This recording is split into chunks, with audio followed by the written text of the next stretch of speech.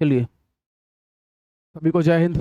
शुरुआत करते हैं हमारे इस टॉपिक का, जिसका नाम है क्वाड्रिलेटरल्स यानी कि चतुर्भुज। देखिए, चतुर्भुज की बात की जाएगी, सब लोगों ने बेसिक्स उसके पढ़े हुए हैं, बट आप बिल्कुल नहीं घबराइएगा। आज की क्लास कंप्लीट क्वाड्रिलेटरल्स बेसिक्स को ही डेडिकेटेड है। मैं थोड़ा सा फर्क आपको बताना चाहूंगा, कुछ खास अंतर नहीं है। आप इसे मेंसुरेशन में भी पढ़ते हैं, जैसे कि आप त्रिभुज यानी कि ट्रायंगल को क्षेत्रमिति में भी 2D में भी पढ़ते हैं, और साथ में आप ज्योमेट्री में पढ़ते हैं। ज्योमेट्री में अभी आपका ट्रायंगल खत्म नहीं हुआ है, मैं पहले बता दे रहा हूँ, अभी हमने केवल बेसिक्स किए हैं। वैसे ही आज की क्लास क्वाड्रिलेटरल के कंप्लीट बेसिक्स पे है। बहुत से बच्चों ने कहा कि सर हमें ना कूट वाले प्रश्न अलग अलग जगह से मिल रहे हैं और लोग कर भी रहे हैं ऐसा हरकत, तो आज के क्लास में आपको बिना एक कूट का कोई भी प्रश्न नहीं मिलेगा। बहुत बेहतरीन क्लास होने वाली है, बेसिक्स को एकदम झंझोड़ दोगी। अच्छा, ज्यामिति को ध्यान में रख के इसको पढ़ाया जा रहा है, आपको याद रखेंगे, क्षेत्रमिति को ध्यान में रख के नहीं। उसके लिए क्लास इसके बाद आएगी, ठीक है, मेंसुरेशन जब हम शुरू करेंगे तब। चलिए शुरुआत करते हैं क्वाड्रिलेटरल्स की, यानी कि चतुर्भुज की। सब लोग जुड़ जाएंगे सेशन में, और ये सबके लिए, चाहे वो वर्ग 3 का विद्यार्थी हो, चाहे वर्ग 2 का विद्यार्थी हो, चाहे CGPSC का हो, चाहे CGSSB का हो, चाहे MPESB का, किसी भी परीक्षा की तैयारी कर रहे होंगे, तो ये क्लास आपके लिए बहुत महत्वपूर्ण रहने वाली है। सबसे पहले क्वाड्रिलेटरल्स, ठीक है, चतुर्भुज। तो भाई एक तो सामान्य चतुर्भुज, अब उसको दो भागों में बांटिए। एक होता है आपका कॉनकेव और एक होगा आपका कॉन्वेक्स। आजकल इससे क्वेश्चंस आने लगे हैं, ठीक है। मैं केवल शॉर्ट नाम लिखता हूं, चतुर्भुज आप समझ जाएंगे, यानी कि अवतल चतुर्भुज, और एक होता है आपका उत्तल। सब एकदम डिटेल में पढ़ेंगे, जितने भी टाइप्स यहाँ लिखे जाएंगे उन सब के MCQs भी किए जाएंगे। तो क्लास लंबी होने वाली है, ठीक है। कॉपी पेन निकाल के साथ में बैठ जाइएगा। बाकी तो आपको हर एक चीज प्रोवाइड करा दिया जाएगा, टेस्ट से लेके बाकी सारी चीजें। अब ये जो उत्तल चतुर्भुज होता है, इसके बहुत सारे टाइप्स होते हैं। अवतल और उत्तल में क्या अंतर है, कोई बच्चा मेरा कमेंट करके जल्दी से बताएगा भाई, अवतल चतुर्भुज और उत्तल चतुर्भुज में क्या फर्क है, क्या अंतर है। अरे बारिश में भीग गया था भाई, इसलिए क्लास थोड़ा सा लेट लगा, भीगा ही हुए हैं अभी भी। अब शुरू शुरू में नहीं पता रहता ना भाई, रेन कोट उन कोट लेके रखना है, तो हो गया मिस्टेक, मिस्टेक हो गया तो बारिश फायदा उठा लिया। वैसे भी भीगना बहुत जरूरी रहता है बारिश में, सबको प्यारी तो रहती है। चलिए, सिर्फ और सिर्फ इन दोनों में पूरा भी डिटेल में पढ़ेंगे। शुरुआती तौर पर क्या अंतर है अवतल और उत्तल में। भाई इसमें एक एंगल जो होगा, एक थीटा जो होगा इसका, वो 180 डिग्री से ज्यादा होगा, ठीक है। और इसमें कोई भी एंगल 180 डिग्री से ज्यादा नहीं होगा। याद रखेंगे मेरी बात, इतना अंतर काफी है, ठीक। थोड़ा भी गुड मॉर्निंग, गुड मॉर्निंग। थोड़ा भी कहीं किसी को डाउट शंका कुछ भी होगा, क्लास लंबी चलने वाली है, कितनी लंबी मैं खुद नहीं जानता, क्लास पूरा कंप्लीट करके ही उठूंगा, क्योंकि आप लोगों ने 3 दिन इंतजार किया है, तो उसका फायदा जरूर होना चाहिए। चलिए आते हैं अब उत्तल चतुर्भुज, इसके बारे में सब लोग जानते हो। उत्तल चतुर्भुज में सबसे पहले आपका ट्रेपेजियम, कठिन वाला, यानी कि जिसे आप लोग समलंब चतुर्भुज का नाम देते हो। फिर उसी के बाद ट्रेपेजियम का दूसरा वाला समद्विबाहु समलंब चतुर्भुज, ठीक है। आप इसको लिख सकते हो आइसोसेलेस ट्रेपेजियम।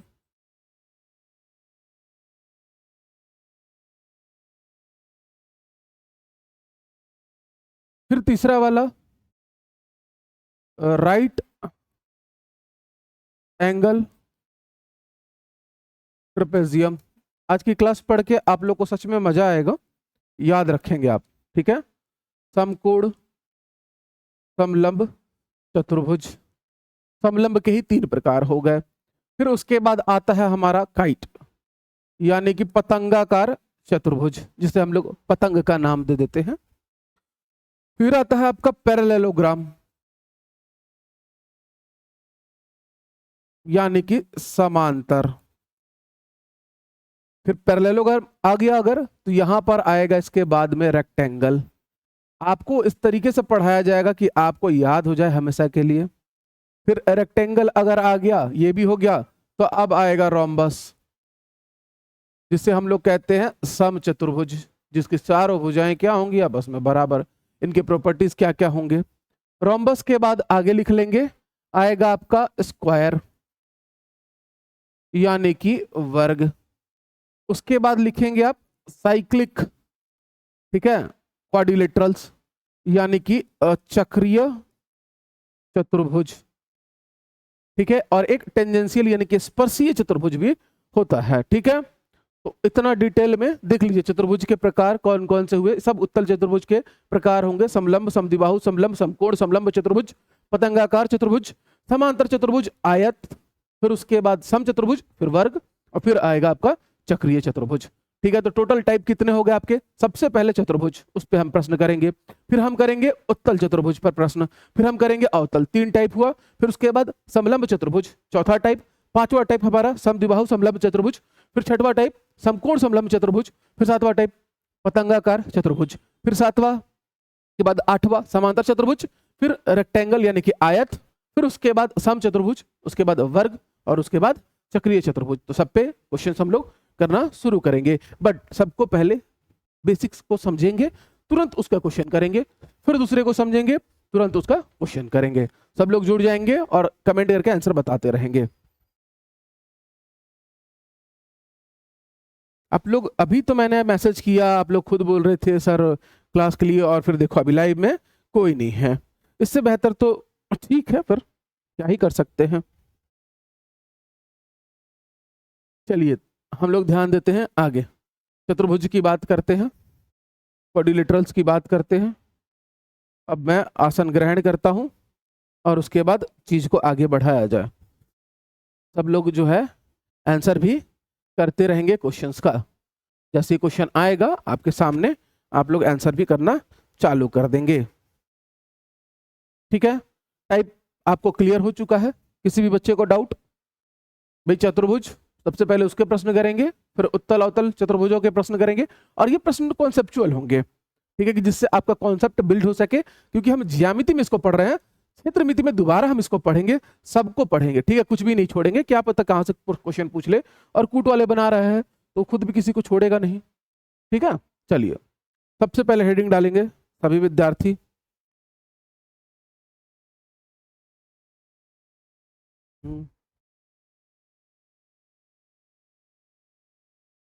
क्वाड्रिलेटरल यानी कि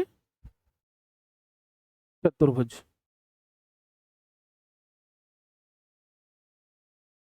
अब कोई भी एक चतुर्भुज बना लो।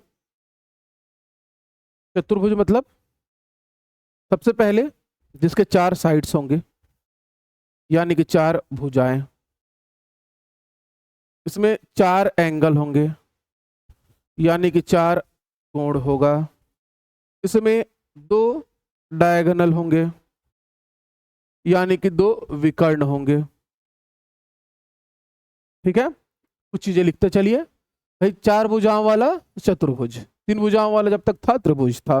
कायदे से अगर मैं यहां पर एक विकर्ण खींच दूं, इसका कुछ नामकरण करके एक विकर्ण खींच दूं, ए बी सी और डी, तो आपको ये कायदे से 2 त्रिभुज, एक ए बी सी और दूसरा त्रिभुज एक ए सी डी नजर आएगा। मतलब कि एक चतुर्भुज 2 त्रिभुजों से मिलकर बनेगा, ठीक है। अब आपने पढ़ रखा है कि एक त्रिभुज का पूरे अंतः कोणों का योग 180 अंश होता था, तो दूसरे त्रिभुज का भी 180 अंश होगा। दोनों को जोड़ देंगे तो आपको मिलेगा 360, यानी कि चतुर्भुज के अंतः कोणों का योग, यानी कि angle A plus angle B plus angle C plus angle D बराबर 180 अंश, ठीक है। क्लियर है सब लोग को। बताते जाएंगे ना, जहां भी थोड़ा सा भी डाउट होगा मुझे बताएंगे, ठीक है, तुरंत कमेंट करेंगे। एकदम बेसिक से पढ़ रहे हैं हम लोग, क्वेश्चंस भी करेंगे तो आपको मजा आ जाएगा। तो फिर इस तरीके से हमने देख लिया चतुर्भुज को। अब उसके बाद इसमें 4 वर्टेक्स भी होगा। वर्टेक्स मतलब 4 शीर्ष शीर्ष कौन कौन है भाई? तो ए है, बी है, सी है और डी है। 4 साइड्स देखा आपने, 4 एंगल देखा, 2 विकर्ण देखा। 2 विकर्ण कौन कौन से होंगे? तो एक तो एसी हो जाएगा और एक बीडी हो जाएगा। ये विकर्ण प्रतिच्छेद करेंगे एक दूसरे को। तो बहुत बार ऐसा होगा कि प्रतिच्छेदन यानी इंटरसेक्शन के बाद जो है विकर्ण आपस में समद्विभाजित हो जाए या विकर्ण आपस में लंबवत हो जाए। कब होगा, कौन से वाले में होगा, ये चीज का दिमाग में अभी से आप लोग एक प्रारूप बना के साथ में समझते रहेंगे। ठीक, अब उसके बाद एंगल सम प्रॉपर्टी तो मैंने आपको बता ही दी भाई। एंगल सम प्रॉपर्टी इसको लिख लोगे।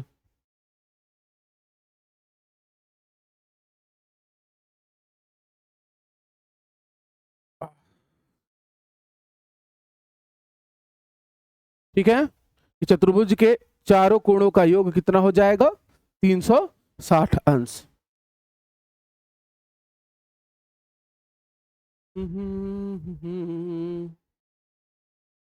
चलिए अब हम लोग करते हैं कुछ प्रश्न चतुर्भुज पर।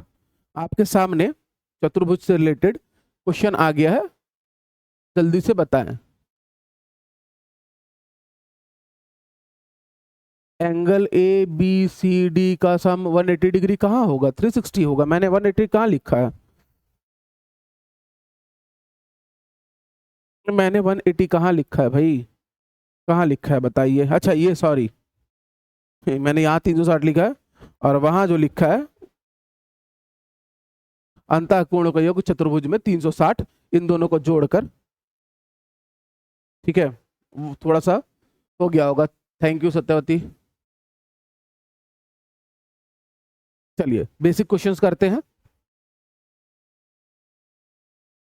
पहला प्रश्न, चतुर्भुज के संबंध में सही कथन चुनिए। चतुर्भुज की 4 भुजाएं होती हैं, बिल्कुल सही। चतुर्भुज में कुल 2 विकर्ण होंगे या होते हैं, भाई बिल्कुल सही। किसी भी सरल चतुर्भुज के आंतरिक कोणों का योग 360 होता है, ठीक है बिल्कुल। प्रत्येक चतुर्भुज की चारों भुजाएं बराबर होती हैं, तो नहीं, ये वाला स्टेटमेंट गलत है। ठीक है, एकदम बेसिक से हम लोग पढ़ रहे हैं, यानी कि ऑप्शन ए जो है इस क्वेश्चन का क्या हो जाएगा? सही उत्तर हो जाएगा। आप लोग भी कमेंट करते चलिए, क्वेश्चंस पढ़ रहे हैं बनाइए और जल्दी से बताइए। ठीक है, आ जाइए नेक्स्ट क्वेश्चन। एकदम बेसिक से बेहतरीन लेवल से उठाते हुए सारे चतुर्भुज का कॉन्सेप्ट आज क्लियर किया जाएगा। जल्दी से जल्दी भाई कमेंट करते जाएंगे।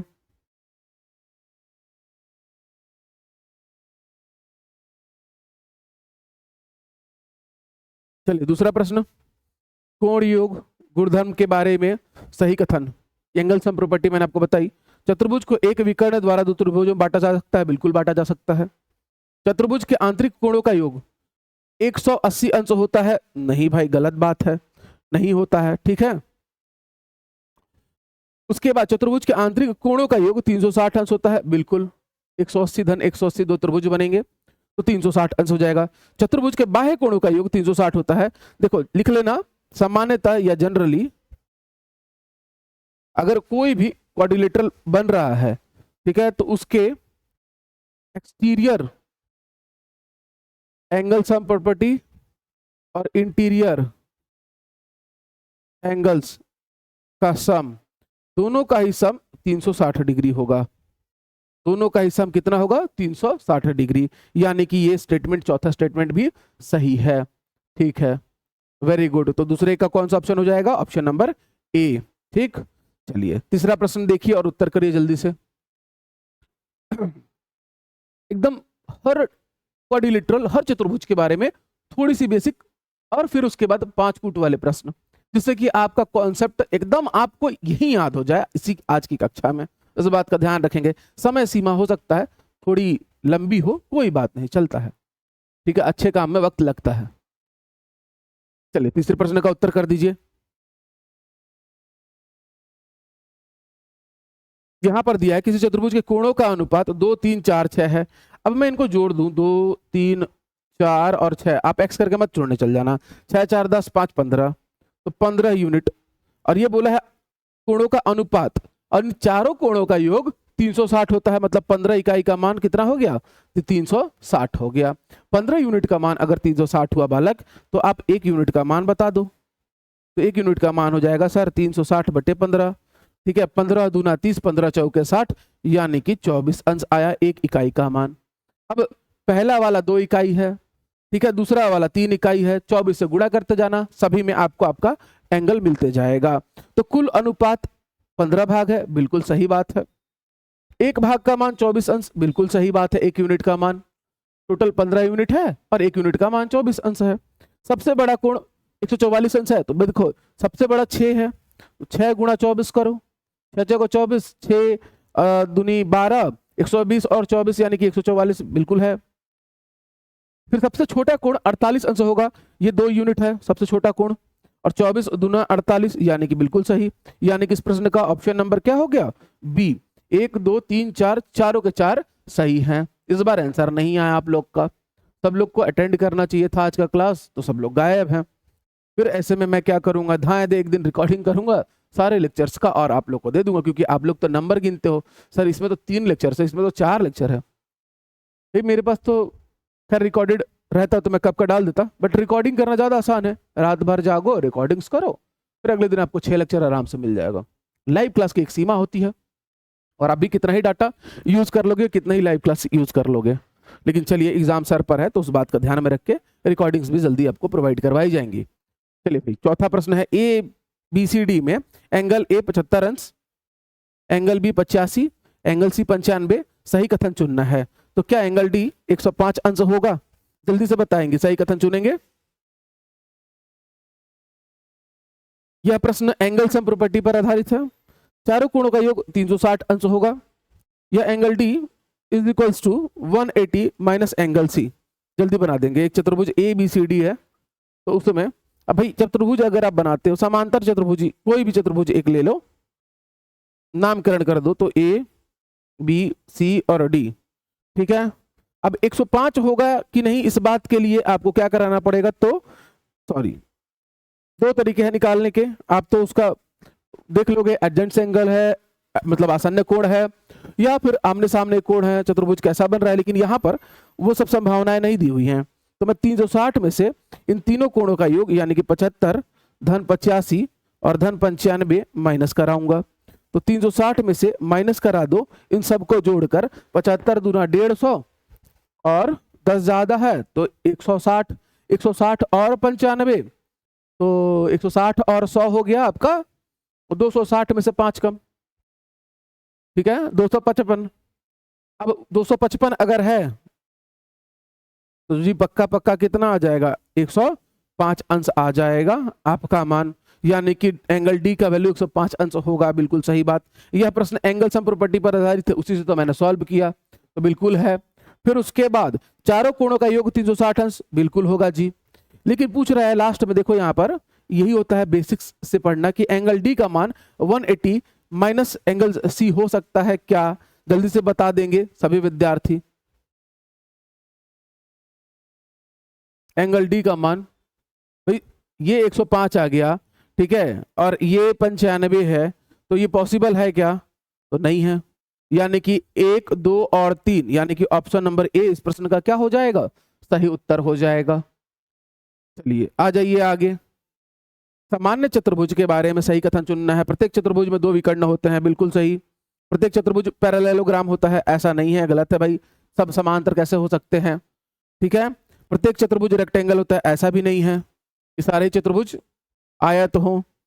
समांतर चतुर्भुज में कोण और भुजाएं आवश्यक रूप से बराबर नहीं होती। समान चतुर्भुज में कोण और भुजाएं आवश्यक रूप से बराबर नहीं होती। चलो जल्दी से बता दोगे इस प्रश्न का उत्तर, प्रश्न क्रमांक 5। फिर हम पढ़ेंगे अवतल और उत्तल चतुर्भुज को। जल्दी कमेंट करेंगे।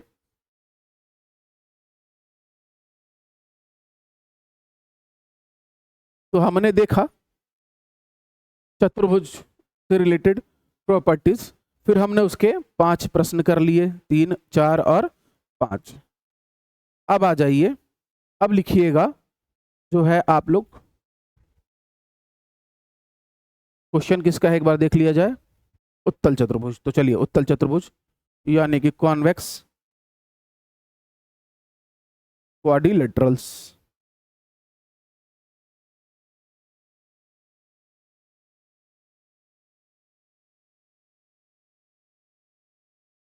उत्तल चतुर्भुज देखिए भाई, आज लग रहा है नेटवर्क ही स्लो है क्या? आप लोग का आंसर आ रहा था, अभी आया है एक साथ, हो सकता है। ठीक है, मौसम बदलने से ये जरूर होता है।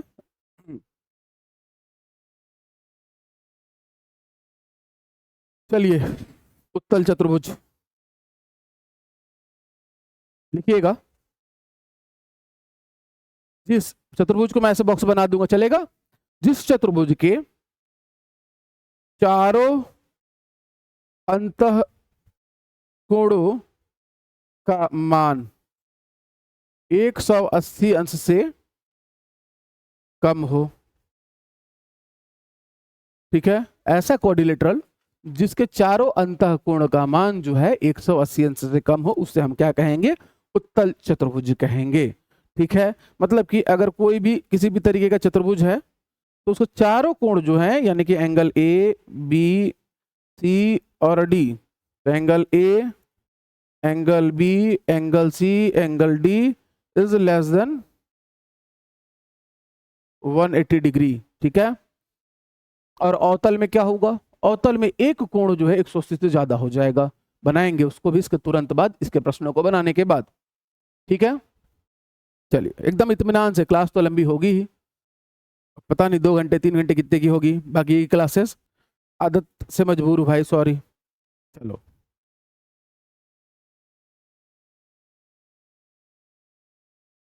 अब देखो विकर्ण यानी कि डायगोनल। ठीक है, चतुर्भुज के बाहर नहीं होंगे। उत्तल चतुर्भुज के जो विकर्ण होते हैं, 2 विकर्ण इसमें भी होंगे, हर चतुर्भुज में 2 विकर्ण होते हैं, तो ये आपके चतुर्भुज के बाहर नहीं होंगे, याद रखेंगे। अवतल चतुर्भुज में ये सीमा आपको देखने मिलेगी कि विकर्ण जो है चतुर्भुज के बाहर भी जा सकते हैं, लेकिन अवतल की जगह हम पढ़ रहे हैं उत्तल यानी कि कॉन्वेक्स क्वाड्रिलेटरल, इसमें पूरी तरीके से विकर्ण चतुर्भुज के अंदर रहेंगे। उत्तल चतुर्भुज के चाहे कोई भी प्रकार आप उठा लो। ठीक है,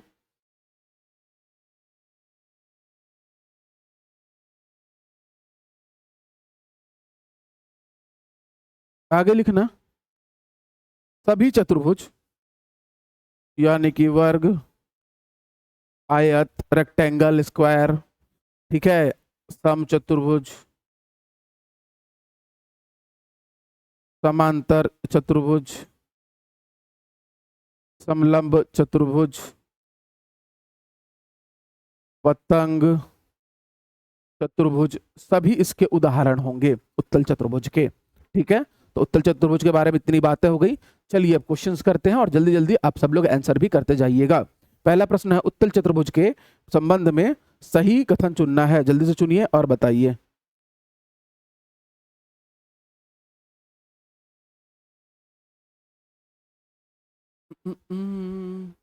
सिंपल प्रॉपर्टीज, उससे क्वेश्चंस जनरेट किए गए हैं, क्योंकि ये सिंपल प्रॉपर्टीज हैं, लेकिन जब परीक्षा में कूट के प्रश्नों के रूप में आएंगी तो फिर थोड़ा सा वहां पे आपको परेशान कर सकती है। तो बेहतर तरीका यही है कि मैंने हर एक टॉपिक का जो है आपको कूट वाला प्रश्न लाके दे दिया। ठीक है, चलिए, तो इसमें प्रत्येक आंतरिक कोण 180 से कम होगा, तभी ये उत्तल चतुर्भुज कहलाएगा। दोनों विकर्ण आकृति के अंदर स्थित होंगे, बिल्कुल पूरी तरीके से अंदर होंगे आकृति के। वर्ग, आयत, समांतर चतुर्भुज सामान्यतः उत्तल होते हैं, बिल्कुल सही बात है। हर उत्तल चतुर्भुज साइक्लिक होता है। क्या हर उत्तल चतुर्भुज साइक्लिक हो सकता है? तो भाई ऐसा जरूरी नहीं है। अरे भाई, हर उत्तल चतुर्भुज यानी कि समांतर, समलंब, आपका समचतुर्भुज, वर्ग, आयत, ये सभी चक्रीय हो, साइक्लिक हो, जरूरी तो नहीं है ना। ठीक है, तो इस बात का ध्यान रखेंगे, तो ये गलत है। तो यानी कि ऑप्शन नंबर ए हमारे इस प्रश्न का सही उत्तर हो जाएगा। आइए प्रश्न क्रमांक 2 पर, कॉन्वेक्स क्वाड्रिलेटरल यानी कि उत्तल चतुर्भुज की पहचान के आधार पर सही कथन चुनना है।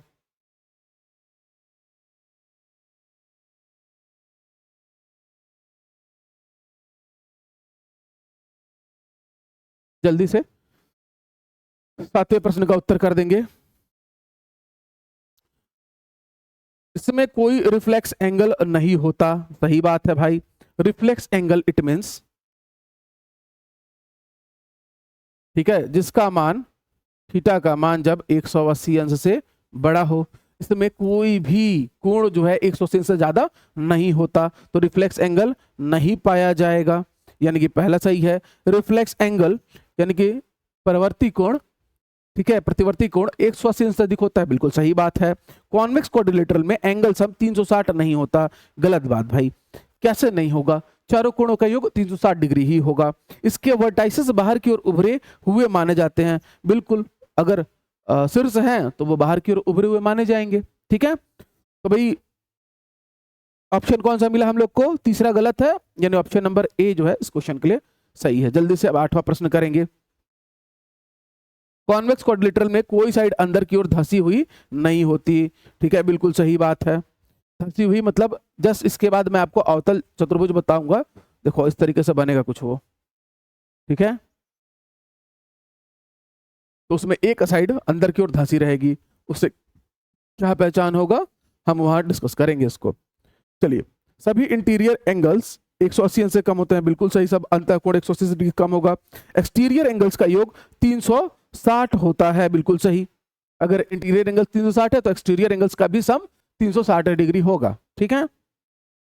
इसकी चारों साइड हमेशा इक्वल होती है? नहीं भाई, जरूरी नहीं है, क्योंकि देखो ना, समचतुर्भुज है तो भी चारों इक्वल होगी, लेकिन समांतर हो गया तो, समलंब हो गया तो चारों भुजाएं एक हो सकती हैं क्या? वो सब भी तो उत्तल के ही प्रकार हैं, तो नहीं होगा। यानी कि ऑप्शन नंबर ए इस क्वेश्चन के लिए एकदम सही उत्तर है। 9वां प्रश्न देखिए, उत्तल चतुर्भुज में 3 कोण 60, 80 और 100 है, सही कथन चुनना है।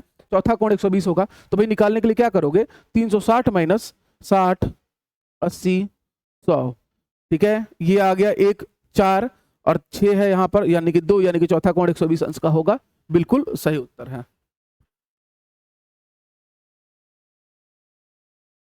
चलो, यह कॉन्वेक्स हो सकता है, बिल्कुल। यदि कोई कोण 180 से अधिक हो तो वह कॉन्वेक्स नहीं रहेगा, बिल्कुल सही बात। अगर 180 से ज्यादा हो गया तो ये कॉन्केव क्वाड्रिलेटरल हो जाएगा।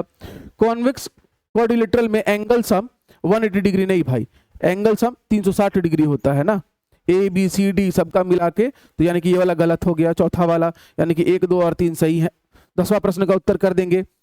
उत्तल चतुर्भुज के बारे में सही कथन चुनना है। सभी आंतरिक कोण 180 अंश विकर्ण आकृति के भीतर रहते हैं, बिल्कुल सही।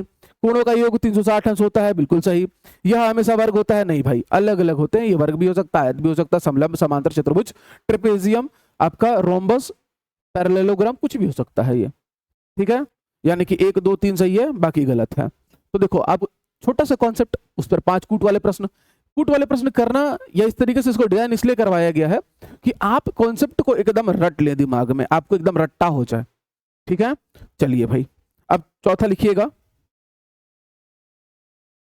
कॉनकेव, सॉरी तीसरा है ना ये, अवतल चतुर्भुज।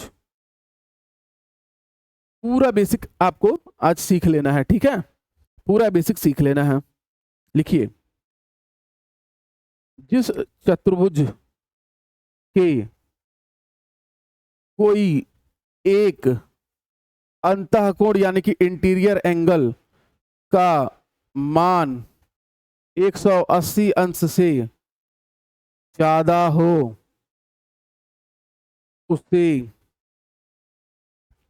अवतल चतुर्भुज कहते हैं। आजकल उत्तल अवतल पर प्रश्न करने लगा है, ठीक है। हमने जब पढ़ा पिछली कक्षाओं में, जब बचपन में पढ़ा, तो हमने इस नाम से तो नहीं पढ़ा था, ठीक है। हम सीधे सीधे पढ़ते थे आयत, वर्ग इत्यादि को, चतुर्भुज में हम वही जानते ही थे। लेकिन कोई बात नहीं, बेसिक है, एकदम बढ़िया से पढ़ते हुए चलेंगे सब लोग साथ में, ठीक है। अवतल चतुर्भुज कहेंगे एक कोण का मान। अब मैं इसे प्लॉट अगर करूं तो कुछ इस तरीके से अगर मैं बना दूं, इसको नाम दे दो ए बी सी और डी।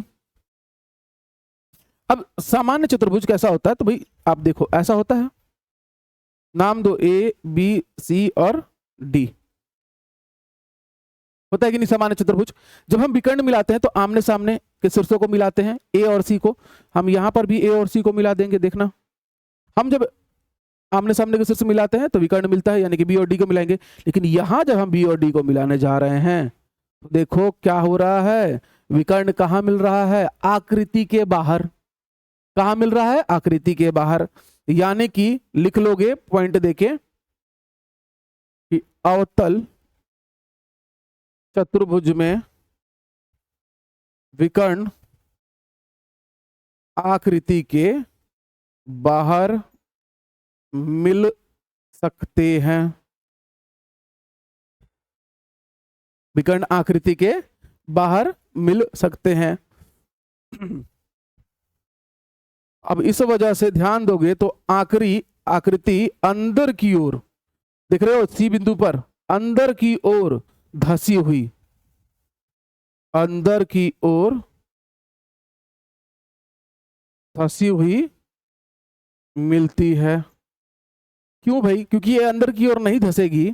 तो एक बात बताओ, यहां पर जो एंगल फॉर्म होगा वो 180 डिग्री से क्या करना है? ज्यादा करना है।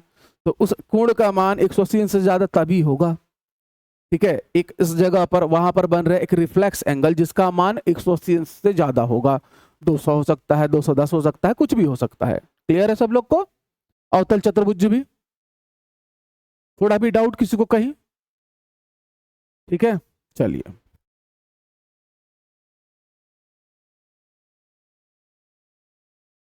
इंपॉर्टेंट पॉइंट लिखना।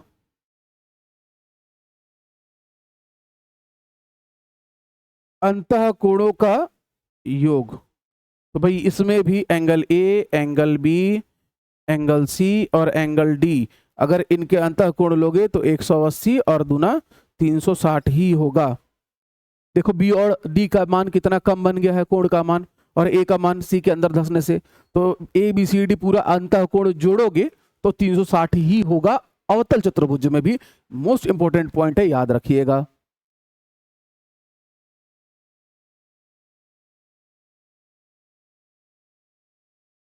एक बार और इसमें अवतल चतुर्भुज में भी ऐसा कोई भी चतुर्भुज बनाओ आप, ठीक है, जिसमें एक कोण 180 से ज्यादा बनना चाहिए। तो मैंने ऐसा बनाया एक चतुर्भुज, दिख रहा है ये जेट टाइप का, जेट विमान टाइप का। यहां पर जो एंगल बनेगा वही 180 से ज्यादा हो सकता है। क्लियर? इस कारण से ये चतुर्भुज अंदर की ओर धस गया। धस गया कि नहीं अंदर? तो अंदर की धसी हुई आकृति नजर आएगी। प्लस कंडीशन, भाई चारों कोणों का योग 360 ही होगा, लेकिन हम आमने सामने के शीर्ष को मिलाते हैं। ठीक है, ये आपका अवतल चतुर्भुज नहीं है, ये सामान्य चतुर्भुज है। उत्तल चतुर्भुज का ये प्रकार है, लेकिन सामने सामने शीर्ष मिलाते तो हमें विकर्ण मिलता है, 2 विकर्ण बनेंगे। तो ए और सी, तो ए और सी को मिलाया, चलो भाई वो तो आकृति के अंदर था। लेकिन जब हमने बी और डी को मिलाने की कोशिश की तो वो विकर्ण कहाँ बना? चतुर्भुज के बाहर। तो अवतल चतुर्भुज की एक खासियत है, अंदर की ओर धंसा रहेगा, किसी एक कोण का मान 180 से ज्यादा होगा, और प्लस विकर्ण आकृति के बाहर भी जा सकता है। दोनों शीर्षों को मिलाना ही विकर्ण कहलाता है। क्लियर हुआ? अब चलिए आ जाइए जल्दी से विद्यार्थी, प्रश्न फटाफट आंसर करने लगेंगे। जल्दी से क्वेश्चंस का आंसर बताइए। आप लोग एकदम विजिबल है अच्छे से? ये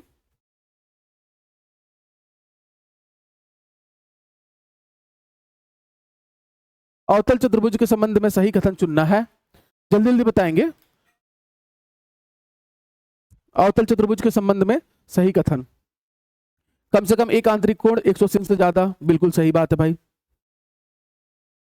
एक रिफ्लेक्स एंगल हो सकता है, यानी कि 180 से ज्यादा, उसी को हम लोग रिफ्लेक्स एंगल बोलते हैं। किसी एक विकर्ण का कुछ भाग आकृति के बाहर जा सकता है, बिल्कुल जा सकता है। इसके आंतरिक कोणों का योग 180 से, बिल्कुल गलत बात है, 360 होता है, यानी कि 1, 2 और 3 सही है। चलिए आ जाइए प्रश्न क्रमांक 12वें पे। 12वें का क्या आंसर होगा जल्दी से बता दीजिए। आकृति का एक भाग अंदर की ओर धंसा हुआ होगा अवतल चतुर्भुज में, बिल्कुल सही बात है। इसका एंगल सम भी 360 अंश होता है, बिल्कुल इसका भी एंगल सम 360 डिग्री ही होता है। इसमें सभी कोण 90 के होते हैं? नहीं भाई, एक जब रिफ्लेक्स एंगल हो ही जाएगा तो 90 के कहां से हो पाएंगे सभी कोण? इसमें कम से कम एक कोण 180 से अधिक होता है, बिल्कुल सही बात है। यानी कि फिर से ऑप्शन नंबर ए हमारे प्रश्न का सही उत्तर। आज ये प्रश्न क्रमांक 13 में, 13वां क्या कह रहा है? यदि कोण 40, 70, 80 और 170 है तो सही कथन चुनना है। ध्यान देंगे कोई भी एंगल इसमें मोर देन 180 डिग्री नहीं है, यह अवतल नहीं है, बिल्कुल सही बात, अवतल नहीं है। सभी कोण 180 से कम है, बिल्कुल सही बात। यह कॉन्वेक्स हो सकता है, बिल्कुल हो सकता है। इसका एंगल सम 360 अंश है, बिल्कुल हो सकता है। यानी 1, 2, 3, 4, यानी कि ऑप्शन नंबर ए ही इस प्रश्न का क्या हो जाएगा? सही उत्तर हो जाएगा। ठीक है, चलिए आप अपना नोट्स अपने तरीके से तैयार कर रखिए बालक, कि भाई आपको जो भी उसके बारे में और एक्स्ट्रा लिखना है उसको आप जरूर अपने डायरी में, नोट्स में मेंटेन करिए। ठीक है, बाकी तो ये सब कुछ पीपीटी डीपीपी सब आपके लिए ही है, आपको मिलेगा ही, टेस्ट भी आपको मिल ही जाएगा।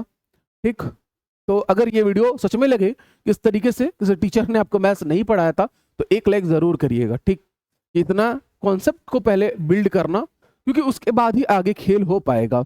जो खेला हो उसके लिए जरूरी है कि आपका कॉन्सेप्ट बहुत बहुत स्ट्रांग हो जाए एक एक पॉइंट पर। चलिए 13वां 14वां प्रश्न, यदि किसी चतुर्भुज का एक कोण 220 अंश है तो सही कथन है। भाई 220 है यानी कि 180 से ज्यादा, 180 से ज्यादा है मतलब वो रिफ्लेक्स एंगल है, बिल्कुल। चतुर्भुज कॉनकेव होगा, बिल्कुल।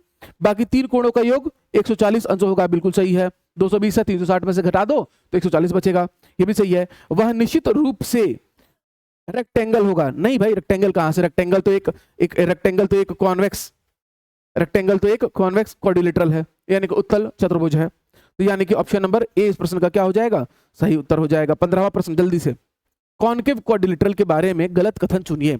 इसमें कम से कम एक कोण 180 अंश का से अधिक होता है। अच्छा, आपको गलत कथन चुनना है, ठीक है, ध्यान से कथन नहीं चुनना है, सही गलत कथन चुनना है। ध्यान से पढ़ेंगे और उत्तर करेंगे। एक कोण 180 अंश से अधिक होता है, ये तो सही बात है। इसका एंगल सब 360 होता है, ये भी सही बात है। यह हमेशा साइक्लिक क्वाड्रिलेटरल होता है, ये गलत बात है, यानी कि इसका ऑप्शन हो जाएगा। अच्छा, इसके सभी डायगोनल्स आकृति के अंदर रहता है, नहीं भाई ये गलत बात है। इसका एक डायगोनल आपको साफ दिखाई दिया कि आकृति के बाहर, यानी कि इस क्वेश्चन का कौन सा हो जाएगा, एक गलत, दो गलत, केवल 3 और 4 गलत हैं। ऑप्शन नंबर सी, केवल 3 और 4 गलत हैं, गलत स्टेटमेंट हैं। क्लियर हुआ सब लोग को? चलिए, तो ये हमने देखा चतुर्भुज, हमने देखा उत्तल चतुर्भुज, हमने देखा अवतल चतुर्भुज। अब हमारी बारी है पढ़ने की। शुरुआत करते हैं चतुर्भुज के अलग अलग प्रकारों से।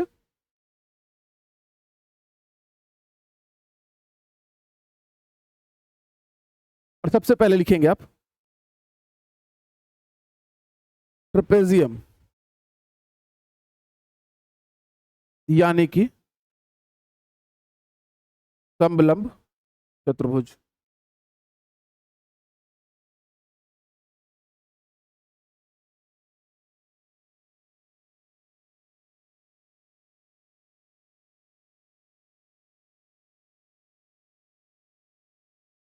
चलिए, ठीक जैसे हमने चतुर्भुज, उत्तल चतुर्भुज और अवतल चतुर्भुज को पढ़ा, उसके कॉन्सेप्चुअल प्रॉब्लम्स किए, ठीक उसी प्रकार से समलंब, समद्विबाहु समलंब या फिर समकोण समलंब, बड़े अच्छे से समझिएगा, क्योंकि बच्चा इसी टॉपिक में गलती करता है।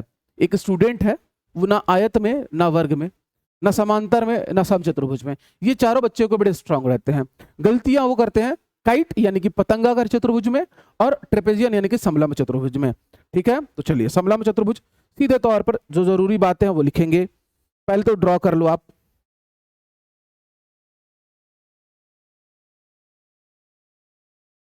नाम दे दो ए, बी, सी और डी। अब देखो, आमने सामने की जो भुजाएं होंगी इस चतुर्भुज में, आमने सामने की जो भुजाएं होंगी उसे कहा जाएगा साइड्स, या उसे कहा जाता है बेसेस। और ये जो भुजाएं होंगी ए बी और ये, इनको कहा जाता है लेग्स। याद रखेंगे आप इसे, ठीक है। या लिख भी देता हूं कि ए बी और सी डी क्या है, तो लेग्स हैं। अच्छा, ए डी और बी सी क्या है, तो साइड्स हैं या बेसेस हैं, ठीक है। अब यहां इस शीर्ष से सामने वाली भुजा पर अगर लंब खींचा जाए तो इसी को लंब को हम लोग परपेंडिकुलर भी बोलते थे, याद होगा आप लोग को, मैंने बड़े अच्छे से आपको पढ़ाया है, ठीक है। इसी को आप लोग एल्टीट्यूड बोलते हो।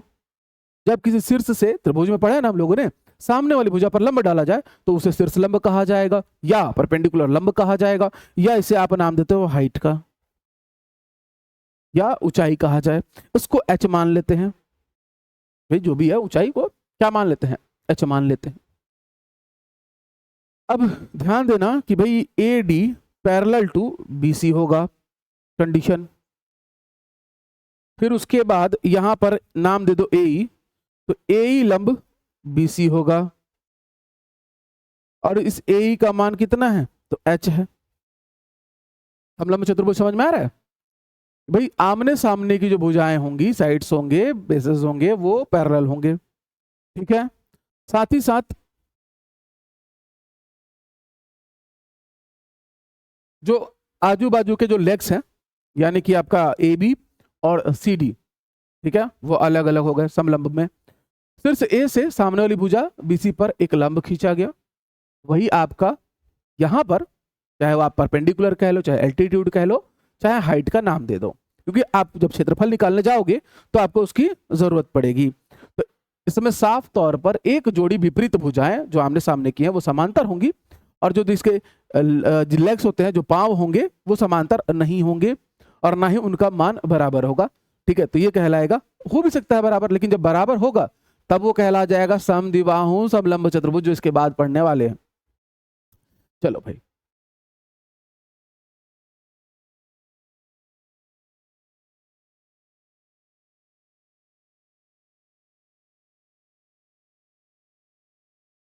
अब इसमें ध्यान से देखना कि angle A plus angle B, मुझे बता दो कमेंट करके, angle C plus angle D का मान कितना कितना आएगा। एरिया ऑफ समलंब चतुर्भुज ए बी सी डी क्या आएगा, जल्दी से कमेंट करके बताओगे।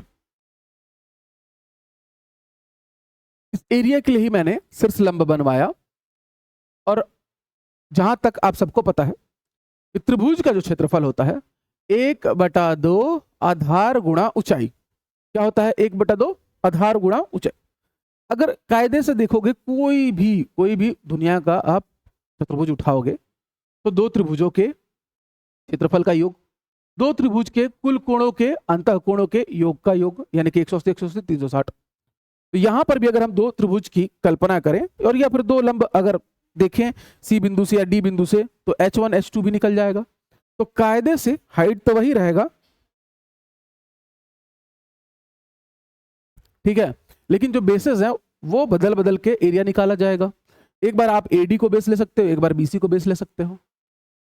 तो जब दोनों को बेस लोगे, ठीक है, उनकी लंबाई जो भी रहे, ठीक है, एंगल ए के सामने है, तो इस वाले को मैं मान लेता हूं कि यहां से यहां तक का ए है, और यहां से यहां तक का ये बी है। तो सीधे तौर पर क्षेत्रफल 1/2 आधार गुणा ऊंचाई होता है।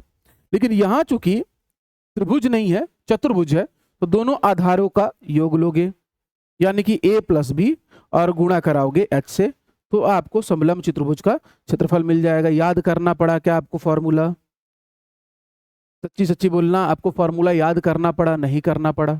भाई दो त्रिभुज लोगे तो एक बार लोगे 1/2 a इंटू एच, एक बार लोगे 1/2 b इंटू एच। जब दोनों को लाके जोड़ दोगे तो 1/2 h दोनों में कॉमन है, और जोड़ोगे तो a प्लस बी हो जाएगा। तो सीधे तौर पर इसका क्षेत्रफल का फॉर्मूला हो जाता है कि आमने सामने की भुजाओं की लंबाइयों का योग 1/2 गुणा गुणा ऊंचाई। क्लियर है? तो ये आपको दिया होगा, इससे आप एरिया निकाल लोगे।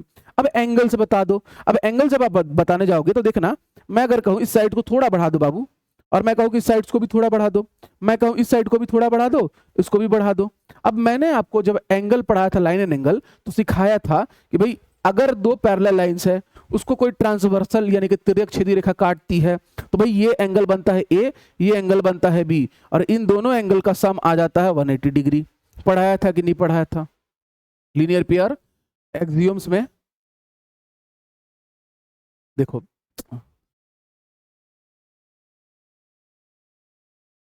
Angle A plus angle B का मान 90 नहीं 180 डिग्री होगा। ये ऑलरेडी मैंने पढ़ाया था, आप टेंशन मत लो, ठीक है। आप लोग देख इमेजिन नहीं कर पा रहे हो, कोई बात नहीं, धीरे धीरे करने लगोगे, क्योंकि जो हमने पीछे पढ़ा है वो बड़ा जरूरी है यहाँ के बेस के लिए। बताओ लाइन एंड एंगल में मैंने ये प्रॉपर्टी पढ़ाई थी कि नहीं? अरे दोनों होगा कि नहीं? दोनों मिला के 180 degree, angle A plus angle B. Same वैसी चीज तो यहाँ भी क्रिएट हो रही है, ये एंगल ए और ये एंगल बी मिलकर कितना बनाएंगे? 180 डिग्री। ठीक उसी प्रकार से अगर मैं इसको बढ़ा देता, कलर अलग यूज कर लेता हूं, मान लो इसको बढ़ा लेता और इसको बढ़ा लेता, और इसको ऐसे थोड़ा बढ़ा देता, इसको थोड़ा बढ़ा देता। अब ये आपको कुछ इस तरीके से दिखाई दे रहा होगा, ये डी पॉइंट, ये सी पॉइंट। और ये एंगल, अब ये दोनों एंगल का सम कितना होता है 180 डिग्री, यानी कि सी प्लस डी का भी सम 180 डिग्री। अब इस तरीके से टोटल सम कितना आया समलंब चतुर्भुज का भी 360, अंतःकोणों का योग कितना आया 360। क्लियर हुआ सब लोग को? एक एक चीज बारीकी से बताते हुए आगे बढ़ूंगा, उसके बाद क्वेश्चंस भी करवाऊंगा कि आप उसके बाद कभी भी चतुर्भुज का, ठीक है, टेंशन नहीं लोगे। और अभी मैं बता रहा हूं बार बार कि मैं ज्यामिति में पढ़ा रहा हूं इसको, क्षेत्रमिति में इसकी बात ही अलग हो जाएगी, लेकिन पहले आप ये तो सीखिए और याद रखिए। क्लियर है? ठीक, चलिए, वेरी गुड। सबसे गलती होता है भाई, कोई बात नहीं। चलो आ जाओ, जल्दी जल्दी प्रश्न करते हैं इसके, जल्दी जल्दी सभी विद्यार्थी जुड़ जाएं और प्रश्न करें। समलंब चतुर्भुज के संबंध में सही कथन क्या है? इसमें एक जोड़ी विपरीत भुजाएं समांतर होती हैं, बिल्कुल, तभी तो क्या होगा, समलंब बनेगा। समांतर भुजाओं को बेसिस कहा जाता है, बिल्कुल। असमांतर भुजाओं को लेग्स कहा जाता है, बिल्कुल सही बात। इसकी चारों भुजाओं हमेशा बराबर होती है? नहीं भाई, समलंब बनेगा ही नहीं अगर चारों भुजाएं बराबर हो जाएंगी तो यानी कि 1 2 3, यानी कि ऑप्शन नंबर ए इस प्रश्न का सही उत्तर है 16 प्रश्न का। चलो 17वें प्रश्न का जल्दी से उत्तर कर दो। ट्रेपेजियम एबीसीडी में A B parallel to C D, यानी कि ए बी भुजा सी डी भुजा के पैरेलल होगी, तो यानी कि ध्यान से बनाना, मैंने वहां बी नीचे लिया था, इसमें ये चलाक आदमी नीचे ले रहा है, A B parallel to C D, ऐसे कुछ बना दो आप, ठीक है। ए बी और सी डी बेसेस हैं, बिल्कुल सही, जो पैरेलल होगा वही बेस बनेगा। अच्छा, ए डी और बी सी लेग्स हैं, बिल्कुल सही। Angle A plus angle D, अब इस बार angle A plus angle D, दोनों कोणों का मान 180 अंश, बिल्कुल सही बात है।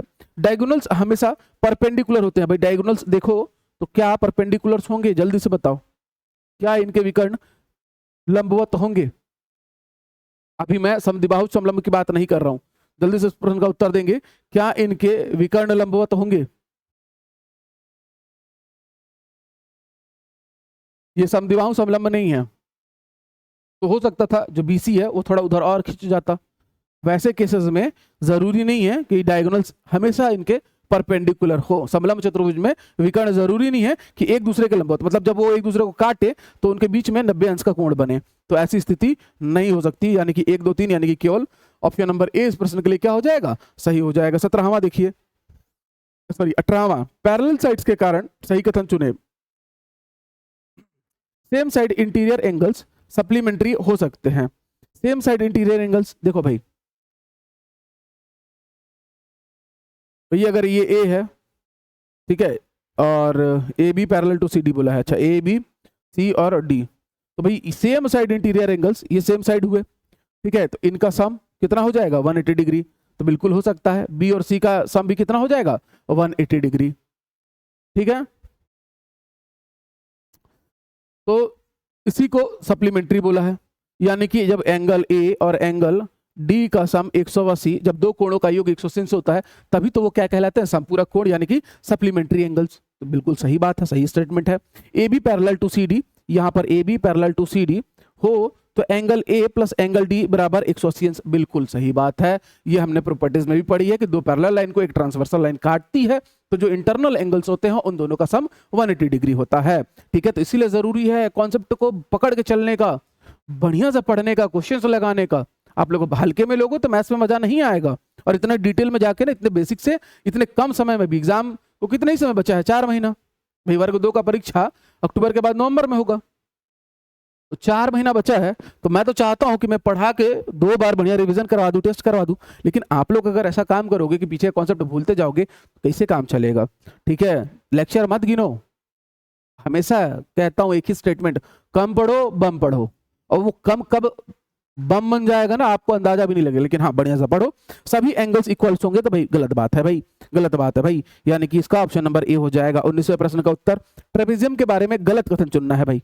पहले तो गलत कथन को हमेशा जब एग्जाम में है ना गोला कर दिया करो, मुझे तो इससे डर लगता है भाई, क्योंकि हम पढ़ के जाते कुछ और हैं, सब पता होने के बावजूद भी ऑप्शन गलत लगा के आ जाते हैं, तो इस बात का ध्यान में रखेंगे। चलो, इसमें कम से कम एक पेयर अपोजिट साइड्स पैरेलल होता है, बिल्कुल सही बात। डायगोनल्स हमेशा इक्वल होता है, नहीं भाई। डायगोनल्स हमेशा परपेंडिकुलर होता है, नहीं भाई। यह हमेशा स्क्वायर होता है, बाक नहीं होता, ठीक। यानी कि केवल और केवल एक सही है, बाकी सब गलत है, यानी कि 2 3 4 गलत है। ऑप्शन नंबर 20 क्वेश्चन का क्या हो जाएगा, सही उत्तर हो जाएगा। चलिए भाई 20वें प्रश्न का उत्तर कर दीजिए। ट्रेपेजियम एबीसीडी में A B parallel to C D, then angle A is equals to 70 degree, तो angle B is equals to 1 degree. भाई अगर एंगल ए 70 है तो कायदे से एंगल डी जो होगा वो 110 होगा, यानी कि ये तो सही है। ठीक है, 20वां प्रश्न है हमारा कि ए और डी 180 होगा, एंगल डी 110, मैंने यही बता दिया आपको। क्यों भाई? क्योंकि आप अगर बनाओ ना, लो ये रहा ए बी, ये रहा सी डी, तो इन दोनों का सम, तो ये अगर 70 है तो ये 110 होगा ना, क्योंकि इन दोनों का योग कितना होता है? 180 होता है। फिर कह रहा है कि बी प्लस सी 180 होगा, बिल्कुल सही बात है। लेकिन अगर एंगल बी 110 है तो एंगल सी कितना हो जाएगा? 70, ये भी सही है, यानी कि चारों के चार सही हैं इस ट्रेपेजियम के केस में। एक ऑप्शन नंबर सी इस प्रश्न का क्या हो जाएगा? सही उत्तर हो जाएगा। तो बता दो जल्दी से कि किसको नहीं समझ में आया या कुछ भी दिक्कत।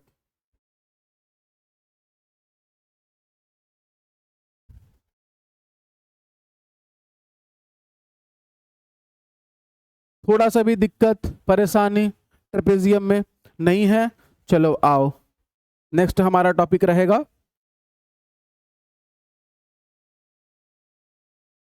समद्विबाहु आइसोसेलेस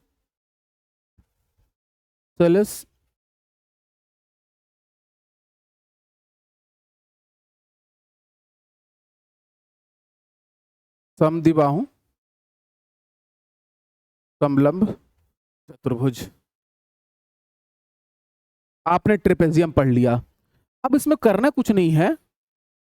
ये रहा साइड ए बी, ये रहा साइड सी डी, ध्यान से समझना, वहां की सारी केसेस यहां लागू होंगी।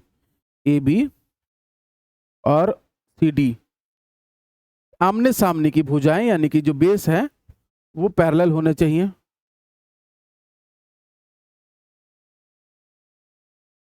समांतर समलंब चतुर्भुज में आमने सामने की जो भुजाएं हैं क्या होनी चाहिए? समांतर होनी चाहिए। ठीक, उसके बाद अगर समद्विबाहु है, यानी कि दो भुजाएं, कौन कौन? एडी और BC, AD equals to BC, यानी कि लेग्स जो होंगी, legs are equal, legs are equal. यहां पर भी angle A plus angle D का मान 180 डिग्री ही होगा, angle B plus angle C का मान 180 डिग्री ही होगा, और angle A plus B plus C, चूंकि ये एक कॉन्वेक्स क्वाड्रिलेटरल है तो 180 धन 180 यानी कि 360 अंश होगा। बताइए सब लोग को इतना कॉन्सेप्ट क्लियर है? जल्दी से बताइए, जल्दी बताइएगा। अब देखो यहां से एक लंब खींच दो, यहां से एक लंब खींच दो, ठीक है, और इनको कुछ नाम दे दो, जैसे कि मैंने नाम दिया ई और एफ। कायदे से अब ए बी बराबर हो जाएगा ई एफ के, होगा कि नहीं होगा? ठीक है, मान लो यहां से लेकर यहां तक की दूरी है 20 सेंटीमीटर, यानी कि सी डी का मान है 20 सेंटीमीटर और ए बी का मान है 12 सेंटीमीटर, यानी कि ऊपर में 12 सेंटीमीटर, तो नीचे में ई एफ का मान भी कितना हो जाएगा? 12 सेंटीमीटर। जो स्पेस बचेगा, क्योंकि दोनों भुजाएं बराबर हैं, कौन कौन सी? जो लेग्स हैं एडी और बीसी, तो यहां पर ये 4 सेंटीमीटर बचेगा और ये 4 सेंटीमीटर बचेगा। डीई का मान, सबका मान लिख लेना, ठीक है, तो ई एफ का मान 12 सेंटीमीटर, सी एफ का मान 4 सेंटीमीटर, अच्छा डीई का मान 4 सेंटीमीटर। एक एक चीज मैं आपको डिटेल में बताऊंगा, बिल्कुल बिंदास रहना, ठीक है, कि आगे चल के कहीं भी मेरा बच्चा झाप ना खाए, जब भी हाथ रखे तो पूरा बना के ले जाए। अब यहां ध्यान देना, अब इस त्रिभुज में विकर्ण बनाओ।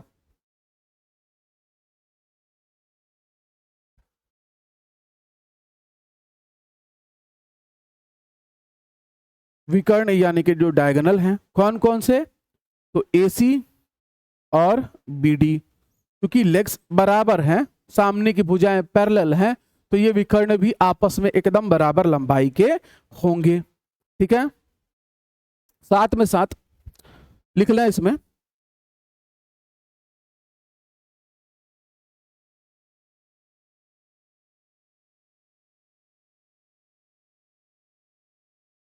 इसमें चक्रीय गुण, यानी कि चक्रीय चतुर्भुज होने का गुण पाया जाएगा।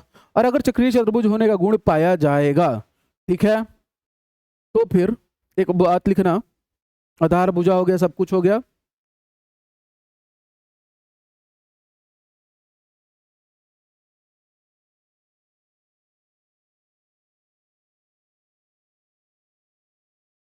यह हमेशा चक्रीय चतुर्भुज बनाएगा या होगा। आपसे पूछे अगर तो आप बताएंगे कि यह हमेशा चक्रीय चतुर्भुज बनाएगा या होगा, आप ऐसा लिख सकते हैं।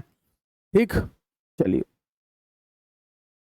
अब इसमें मान लो इसकी ऊंचाई यानी कि हाइट h का मान अगर निकालना रहता हमें, ठीक है, ये मान लो ये h है, ठीक है, h यानी कि AE का मान निकालना रहता तो भी हम कैसे करते। हमें मान लो कि AD और BC का मान 5-5 सेंटीमीटर दिया हुआ है, क्योंकि दोनों तो बराबर होंगे, लेग्स आर इक्वल। तो उस केस में आप ध्यान दोगे तो यहां बनता है 90 डिग्री। भाई जब भी शीर्ष से सामने वाली भुजा पर लंब खींचते हैं, ठीक है, तो वो 90 डिग्री एंगल क्रिएट करता है। अब AED, ट्रायंगल AED की अगर बात करोगे तो वो कैसा त्रिभुज बन जाएगा, समकोण त्रिभुज, जिसमें रहेगा लंब और आधार। आधार का मान 4 है और कर्ण का मान आपके पास 5 है, तो आप निकाल लोगे, यानी हाइट जो है वो आपका किस तरीके से व्यवहार कर रहा है, तो लंब के जैसे व्यवहार कर रहा है। तो कैसे निकाला जाएगा, कर्ण की घात 2 माइनस आधार की घात 2, अर्थात करनी में आपका AD का स्क्वायर माइनस DE का स्क्वायर, अर्थात 5 की घात 2 माइनस 4 की घात 2, यानी वैसे तो ट्रिपलेट्स आप आराम से बना लेते, लेकिन मेरा काम है समझाना, इसलिए मैं समझा रहा हूं। करनी में 9 यानी कि 3 सेंटीमीटर आ जाएगा इसके ऊंचाई का मान। अब अगर ऊंचाई मिल गया तो क्षेत्रफल का सूत्र सबको पता है, ठीक है, कि 1/2 आमने सामने की भुजाओं का योग गुणा ऊंचाई। अब आमने सामने की भुजाएं 12 और 20 है, उनको जोड़ दो और गुणा 3 करा दो, तो इसका क्षेत्रफल निकल जाएगा। तो area of rectangle, sorry quadrilateral ABCD अगर करना चाहोगे तो 1/2 गुणे सामने आमने की भुजाएं यानी कि AB plus CD into H, AB plus CD into H। अभी इनको रख दो, यानी कि 1/2 गुणा 12 धन 20 और गुणा 3, यहां से आपका एरिया निकल जाएगा। तो ये था समद्विबाहु समलंब त्रिभुज। आ जाइए अब इसके क्वेश्चंस को करते हैं जल्दी से। हमने क्या क्या बातें देखी, क्वेश्चंस, ये पूरे कॉन्सेप्चुअल प्रॉब्लम है, इसमें फिर से उस चीज को रिपीट करते चलूंगा मैं, ठीक है। चलिए, क्योंकि 1 घंटे की कक्षा हो चुकी है और अभी तक हम 5वें टाइप में हैं, मतलब क्वाड्रिलेटरल हमने पढ़ा, फिर हमने पढ़ा उत्तल चतुर्भुज, अवतल चतुर्भुज, फिर हमने पढ़ा समद्विबाहु समलंब, सॉरी समलंब चतुर्भुज, फिर हमने पढ़ा समद्विबाहु समलंब चतुर्भुज, ठीक है। समद्विबाहु समलंब के लिए यानी कि आइसोसेलेस ट्रेपेजियम की बात की जा रही है यहाँ पर क्वेश्चंस में, ठीक है। तो इसकी नॉन पैरेलल साइड्स बराबर होती हैं, भाई बिल्कुल सही। जो लेग्स होते हैं क्या होते हैं, इक्वल होते हैं, भाई ऐसा बनाते हैं हम इसे, तो ये दोनों समांतर नहीं है ना भाई, ABCD, तो AB तो समांतर है CD के, एक एक चीज मैं अभी बताते चलूंगा, ठीक है, घबराइएगा मत। और AD बराबर है BC के, तो जो लेग्स हैं वो इक्वल होती हैं, इसके बेस एंगल्स बराबर होते हैं। अब ये देखो, जल्दी से इस प्रश्न का उत्तर दो कि क्या बेस एंगल्स बराबर होंगे, क्या बेस एंगल्स बराबर होंगे, जाहिर तौर पर बराबर होंगे। देखो बेस एंगल्स यानी कि एंगल D और एंगल C, इसके सामने की भुजा और ये वाले इसके सामने की भुजा, जब AD और BC बराबर है तो बेस के एंगल्स भी क्या होंगे, इक्वल इक्वल होंगे, क्या होंगे, इक्वल इक्वल होंगे, ठीक है। जल्दी से आगे, इसके डायगोनल्स बराबर होते हैं, बिल्कुल सही बात है, इसके डायगोनल्स भी क्या होंगे, बराबर, और ये हमेशा साइक्लिक होता है, बिल्कुल सही बात है। यानी कि इस प्रश्न का उत्तर क्या आ गया, ऑप्शन नंबर D, ठीक है, ऑप्शन नंबर D 1 2 3 4 सब सही है। लेग्स बराबर होंगे, बेस एंगल्स बराबर होंगे, डायगोनल्स भी बराबर होंगे और हमेशा साइक्लिक होगा, चक्रीय चतुर्भुज के जैसा व्यवहार करेगा। चलिए ABCD में AB पैरेलल टू CD लीजिए भाई, AB पैरेलल टू CD, तो AD इक्वल्स टू BC अगर है, मतलब कि ये हो गया समद्विबाहु समलंब चतुर्भुज का प्रश्न। तो एंगल ए बराबर एंगल बी होगा क्या? ठीक है, एंगल डी बराबर एंगल सी होगा क्या? भाई जब ऊपर एक तरफ के जो कोण होंगे वो आपस में बराबर होंगे, angle C equals to angle D. अच्छा अगला लाइन वही है, angle A equals to angle B.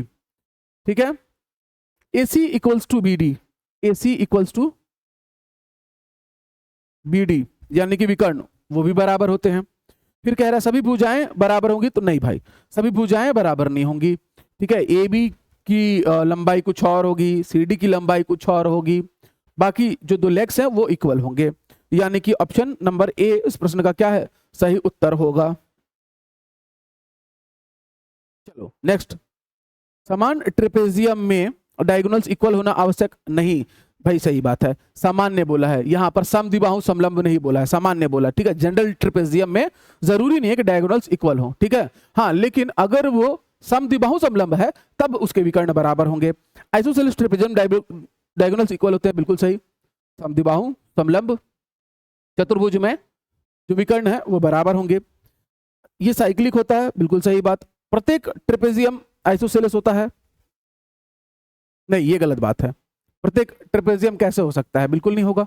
अगर मान लो उसके लेग्स बराबर नहीं है तो कहां से वो समद्विबाहु होगा, तो यानी कि ऑप्शन नंबर ए इस प्रश्न का सही उत्तर हो जाएगा। चलिए 24वां प्रश्न, A B parallel to C D वाले आइसोसेलेस ट्रेपेजियम में यानी कि समद्विबाहु समलंब चतुर्भुज में एंगल ए बराबर 65 अंश अगर है तो सही कथन चुनिए। अगर एंगल ए बराबर 65 है तो एंगल बी बराबर भी 65 होगा। अब angle A plus angle D बराबर 180, तो एंगल ए धन एंगल डी, तो एंगल ए की जगह मैं क्या रख दूंगा, 65 बराबर 180। अगर एंगल डी का मान निकालने जाऊंगा तो 180 में से 60 गया, 120 5 और कम कर दिया यानी कि 115 अंश, तो एंगल डी का मान 115 अंश होगा, बिल्कुल सही। जितना एंगल डी का मान होगा उतना सी का मान होगा, बिल्कुल सही। एंगल ए प्लस डी 180 होगा, बिल्कुल सही। यानी कि 1 2 3 4 सब सही है, यानी कि ऑप्शन नंबर डी इस प्रश्न के लिए सही उत्तर हो जाएगा। चलिए आ जाइए 25वें प्रश्न पर, आ जाइए 25वें प्रश्न पर। गलत कथन चुनना है, इसके बेस एंगल्स इक्वल्स होते हैं। पानी दीजिएगा क्या?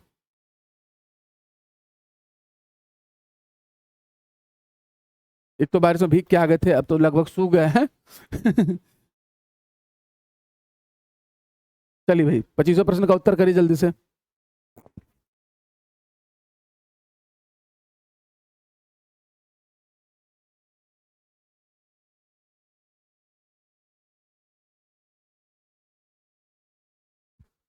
भला हो मेरे स्टूडेंट्स का, जिन्होंने मुझे परमिशन दिया कि सर हाँ बैठा के पढ़ा दो, एमसीक्यू बता दो, नहीं तो इतनी इतनी लंबी क्लासेस खड़े होने में तो मतलब डॉक्टर के चक्कर लगाते ही रह जाता मैं।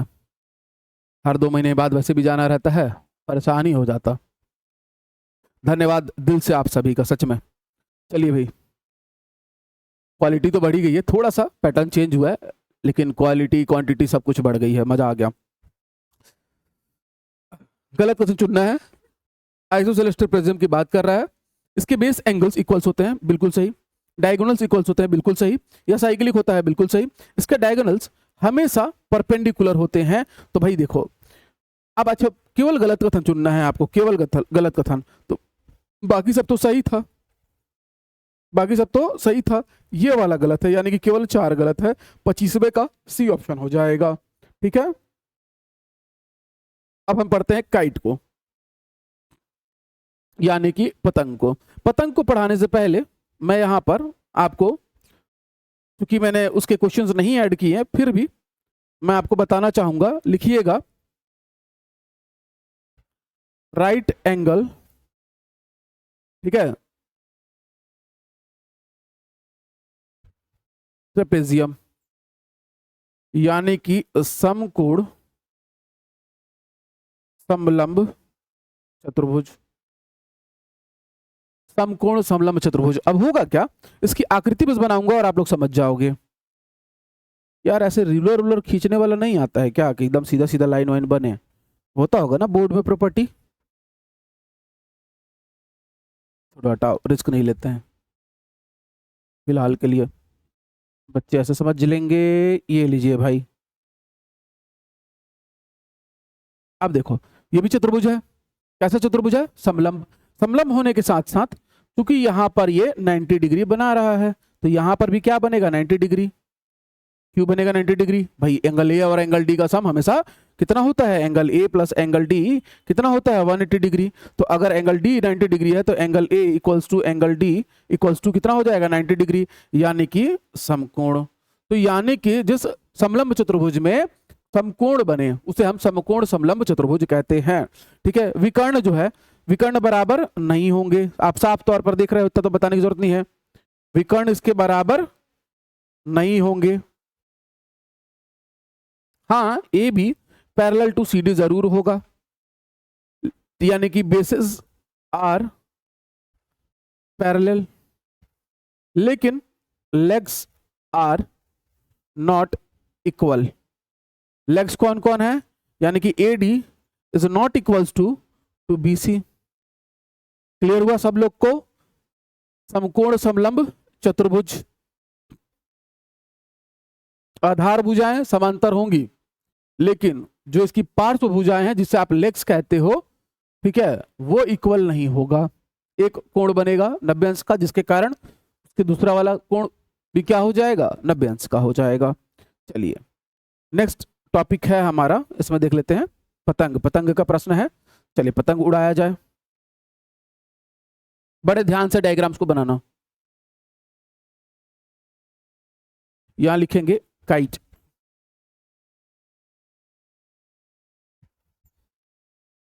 ठीक है, पतंग। ध्यान से समझिएगा पतंग को, आजकल का फेवरेट क्वेश्चन हो गया है ये। जो आसन्न भुजाएं होंगी, ठीक है, ये पतंग बन गया हमारा। साफ तौर पर देख के आपको ये पता चल रहा है कि सर जी, ठीक है, अगर ये ए है, ये बी है, ये सी है और ये डी है, तो आसन्न भुजाएं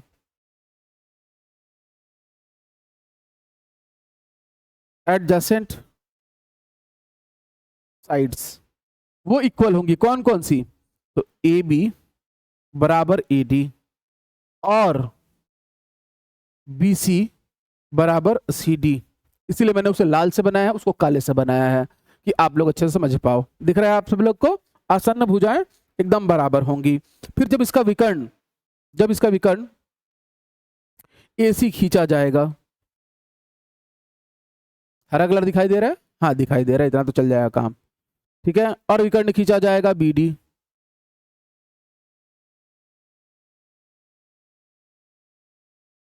ध्यान देना AC विकर्ण जो है लिख लेना, डायगोनल AC,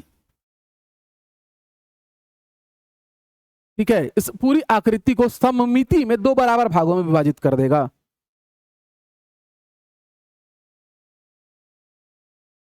दो बराबर भागों में विभाजित करेगा।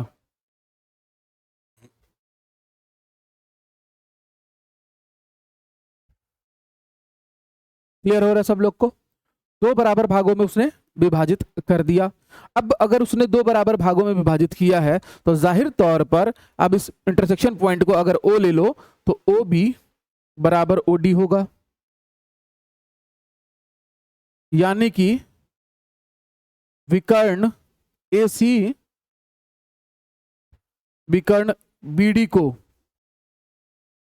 भी 2 बराबर भागों में काटेगा। इसीलिए OB बराबर हो जाएगा OD के। जो OB की लंबाई होगी वही OD की लंबाई होगी। यहां तक बताओ किसी को कोई डाउट, हल्का सा भी डाउट? सब कुछ क्लियर है कि नहीं है? काइट मजा आ रहा है काइट पढ़ के? अब साथ ही साथ यहां पर जो कोण बनेगा, क्योंकि आसन्न भुजाएं हैं, ऊपर की भुजाएं आपस में बराबर, नीचे की भुजाएं आपस में बराबर, और यहां पर जो कोण बनेंगे यानी कि angle B equals angle D, क्या एंगल A और एंगल C भी बराबर होंगे? बड़े ध्यान से इत्मीनान से सोच समझ के आंसर दीजिएगा। यहां पर तो ठीक है भाई, सममिति में बांट रहा है, काट रहा है, तो सीधे सीधे कोण भी बराबर होंगे और आधी दूरी OB से लेकर OD तक भी बराबर होगी, ठीक है। ये B बराबर C और OB विकर्ण तो आधा आधा भाग बीडी विकर्ण का आधा आधा भाग बराबर होगा, क्योंकि एसी ने इसको बराबर दो भागों में सममिति में सिमेट्रिकली काटा है, कट किया है। क्या angle A is equals to angle C? जल्दी कमेंट करके बताएं। क्या कोण ए का मान कोण सी के बराबर? वैसे तो आपको साफ तौर पे दिखाई दे रहा है कि ये नहीं होगा, कि भाई angle A is not equals to angle C, लिख लेंगे। ठीक, साथ में मैंने आपको कहा लिखवाया, हाँ ये वाला पॉइंट, विकर्ण एसी जो है विकर्ण बीडी को समद्विभाजित करेगा।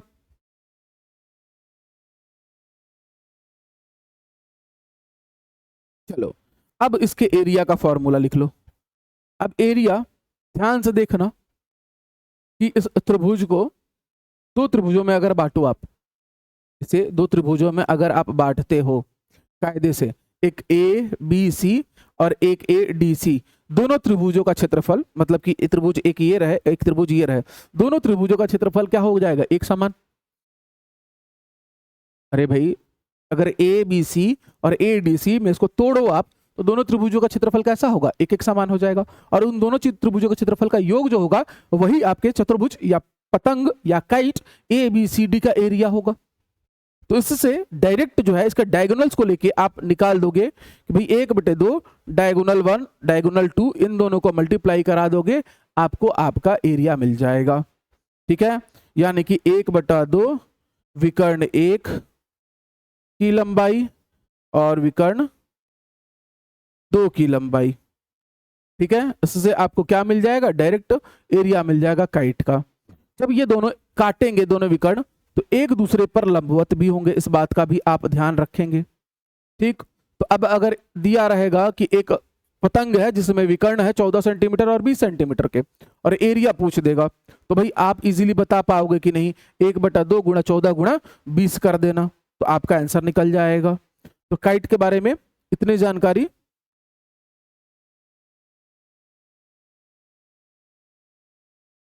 चलो नेक्स्ट क्वेश्चन, काइट के संबंध में सही कथन चुनना है, जल्दी से उत्तर करना चालू करेंगे। 26वां प्रश्न है हमारा। इसमें दो जोड़ी एडजेसेंट साइड्स होते हैं, जल्दी बताएंगे। दो जोड़ी, जोड़ी में पूछ रहा है, एक ए बी और एक ए डी, और एक वाला कौन सा था? बी सी और सी डी, एक है ए बी और ए डी, ये दोनों एक जोड़ी, ये दोनों एक जोड़ी, यानी कि दो जोड़ी एडजेसेंट यानी कि आसन्न भुजाएं होती हैं। अपोजिट साइड्स हमेशा पैरेलल होते हैं। अपोजिट साइड्स हमेशा क्या होंगे? पैरेलल। अपोजिट साइड्स पैरेलल दिखाई दे रहे हैं आपको? कहीं भी कोई भी पैरेलल दिखाई दे रहा है? यानी कि गलत। ठीक है, फिर एक डायगोनल दूसरे को परपेंडिकुलर बाइसेक्ट करता है। भाई एक डायगोनल यहां से खींचो जो दो बराबर भागों में बांटेगा, ये दोनों के बीच में क्या बनेगा? 90 डिग्री। तो अगर 90 डिग्री है तो ये लोग पक्का परपेंडिकुलर यानी कि लंबवत समद्विभाजित करते हैं बीडी को। ठीक है, एक दूसरे को नहीं, यानी कि एसी समद्विभाजित तो नहीं होगा, लेकिन एसी बीडी पर लंब जरूर होगा। एक पेयर अपोजिट एंगल्स इक्वल्स हो सकते हैं। हाँ भाई, एंगल बी बराबर एंगल डी होगा, लेकिन angle A is equal not equals to C. ठीक है, इस बात को भी लिख लोगे, angle A is not equals to angle C, इस बात का ध्यान रखोगे। यानी कि 1, 3 और 4, ऑप्शन नंबर ए जो है इस प्रश्न का क्या हो जाएगा? सही उत्तर हो जाएगा। 26वां हमारा हो चुका है। 27वां प्रश्न, kite A B C D में ए बी बराबर ए डी, ठीक है, सी बी यानी कि बी सी बराबर C D, A B C D, ठीक है। एसी सिमेट्री डायगोनल हो सकता है, बिल्कुल सही। एसी तो हमारा क्या था? इसमें सिमेट्रिकल डायगोनल था, ये ए से लेके सी तक ये हमारा सममित विकर्ण था। ठीक, एसी बीडी को परपेंडिकुलर बाइसेक्ट कर सकता है, बिल्कुल सही बात। एंगल बी बराबर एंगल डी, एंगल बी बराबर एंगल डी, बिल्कुल सही। सभी एंगल्स 90 डिग्री पॉसिबल ही नहीं है। ठीक है, सभी कोण 90 अंश नहीं हो पाएंगे, तो हो सकते हैं, मान लो अगर बी है तो डी भी हो जाएगा, लेकिन ए और सी नहीं हो पाएंगे, याद रखेंगे। यानी कि ऑप्शन नंबर ए इस प्रश्न का 27वें का क्या हो जाएगा? सही उत्तर हो जाएगा। पूरा लेक्चर ही पूरा कॉन्सेप्चुअल है, ठीक है, इसलिए बीच में मैं ब्रेक कर नहीं सकता हूं, क्लास भले जितनी लंबी हो, आप लोग बाद में भी कंटिन्यू कर लीजिएगा। 28वां प्रश्न, काइट और रोम्बस। अब रोम्बस मैंने आपको पढ़ाया नहीं है, इसे हम कहते हैं समचतुर्भुज। ठीक है, समचतुर्भुज में सभी भुजाएं बराबर होती हैं। वर्ग एक तरीके का समचतुर्भुज है। सम मतलब सारी की सारी भुजाएं बराबर। देखते हैं आगे क्या बोल रहा है। रोम्बस को काइट माना जा सकता है। ठीक है भाई, देखो रोम्बस को काइट आप मान सकते हो अगर मैं इस तरीके से बना दूं और मैं कह दूं कि ए बी सी और डी में ए बी बराबर तो ए डी होगा ही, लेकिन अगर मैंने इसको 8 लिया, इसको भी 8 सेंटीमीटर, इसको भी 8 सेंटीमीटर, इसको भी 8 सेंटीमीटर, ऐसा मैं ले सकता हूं बिल्कुल। तो रोम्बस को काइट मान सकते हैं हम लोग। ठीक, आगे स्क्वायर को काइट, अब जाहिर तौर पर मैंने पहले ही कहा कि समचतुर्भुज एक वर्ग होता है या वर्ग एक समचतुर्भुज ही होता है जिसकी चारों भुजाएं बराबर होती हैं। तो अगर आपने रोम्बस को काइट माना है तो स्क्वायर को भी काइट मान सकते हो। हर काइट रोम्बस होता है, ये गलत बात है भाई, ये गलत बात है। ठीक है, हर काइट रोम्बस कैसे हो जाएगा? अभी जब हमने इसके पहले ही काइट देखा तो उसमें ए बी और ए डी बराबर थे, लेकिन बी सी और सी डी बराबर थे और लंबाइयां अलग अलग हैं। सीधे तौर पर पतंग में हमने जो पतंग बनाई थी, हमारी उस पतंग में लंबाइयां अलग थी। तो जरूरी नहीं है कि हर काइट रोम्बस हो। काइट रोम्बस हो सकता है, लेकिन हर काइट रोम्बस हो ये गलत बात है। ठीक है, हर काइट स्क्वायर होता है नहीं भाई, जब रोम्बस होगा ही नहीं हर काइट तो स्क्वायर सवाल ही नहीं पैदा होता। यानी कि केवल 1 और 2 सही है, बाकी गलत है। ठीक है, 29वें प्रश्न का उत्तर कर दीजिए जल्दी से। 29वें प्रश्न का उत्तर करेंगे सभी लोग। काइट के डायगोनल पर सही कथन चुनना है। काइट के डायगोनल पर, डायगोनल है तो ये भाई पहले मैं बना देता हूं काइट। ये रहा ए, ये सी, ये बी और ये डी। डायगोनल्स रहे ए सी और बी डी। अब देखिए ध्यान से ना, आप लोग भी रफ करा करो, बिना रफ करे ना याद नहीं रहेगा, बाद में भूल जाओगे, कंफ्यूज हो जाओगे। वे सामान्यतः परपेंडिकुलर होते हैं, बिल्कुल सही बात। दोनों के बीच में 90 अंश का कोण बनता है तो भाई परपेंडिकुलर होंगे। दोनों डायगोनल्स हमेशा इक्वल होते हैं तो भाई नहीं, ये गलत कथन है। भाई यहां साफ तौर पर दिख रहा है कि बीडी की लंबाई एसी से कम है, दिखाई दे रहा है कि नहीं आपको? ठीक है, एक डायगोनल दूसरे को बाइसेक्ट कर सकता है, बिल्कुल सही। जो एसी वाला है वो बीडी को 2 बराबर भागों में बांटता है, इसलिए ओ भी बराबर ओडी हो जाता है। सिमेट्रिकल डायगोनल अपोजिट एंगल्स को बाइसेक्ट कर सकता है, बिल्कुल ठीक है। अपोजिट एंगल्स मतलब कि यहाँ एंगल जो बन रहा है और यहाँ जो एंगल सी बन रहा है तो इसको बाइसेक्ट कर देगा, यानी कि इसको थीटा बाई टू में तोड़ देगा, या ए बाई टू में तोड़ देगा, इसको सी बाई टू में तोड़ देगा। ये बिल्कुल सही बात है, क्योंकि सिमिट्री में काट रहा है। सिमिट्री में काट रहा है तो पक्का पक्का जो एसी है उसे हम एंगुलर बाइसेक्टर कोण समद्विभाजक कह सकते हैं। ठीक है, और जाहिर तौर पर ए और कोण सी को एकदम 2 बराबर भागों में काटेगा, तभी तो सममिति में उसको अलग कर पाएगा। क्लियर है? यानी कि 1, 3 और 4, यानी कि ऑप्शन नंबर ए इस प्रश्न का सही उत्तर है। जल्दी से अब इस क्वेश्चन का उत्तर बता दोगे। इसमें एडजेसेंट यानी आसन्न इक्वल साइड्स होते हैं, बिल्कुल। A B B D, sorry A B और ए डी और बी सी और सी डी बराबर होते हैं आपस में। यह हमेशा साइक्लिक होता है। गलत कथन चुनना है। सिट।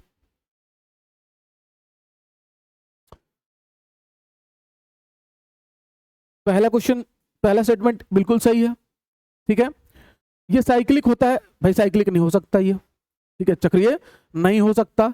इसके डायगोनल्स हमेशा इक्वल होते हैं, नहीं डायगोनल्स इक्वल नहीं होते हैं, वो एक डायगोनल एक दूसरे के लंबवत होते हैं। ठीक, यह हमेशा रेक्टेंगल होता है, रेक्टेंगल नहीं होता। रोम्बस होने के इसके चांसेस हैं, लेकिन हमेशा रोम्बस होगा ये भी जरूरी नहीं है। यानी कि केवल और केवल कौन से गलत है भाई? गलत कथन चुनना है हमको, तो दूसरा, तीसरा और चौथा। तो दूसरा, तीसरा, चौथा यानी ऑप्शन नंबर 20 क्वेश्चन का क्या हो जाएगा? सही उत्तर हो जाएगा। चलिए आगे देखते हैं किसका प्रश्न है।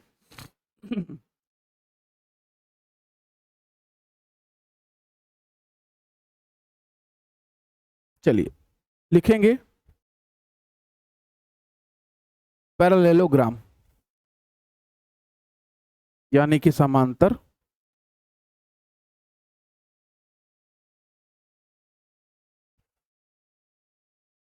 समांतर चतुर्भुज।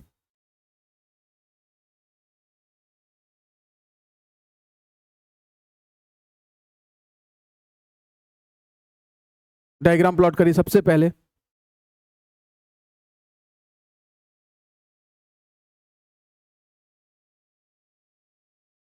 दिखाई दे रहा है यहां पर?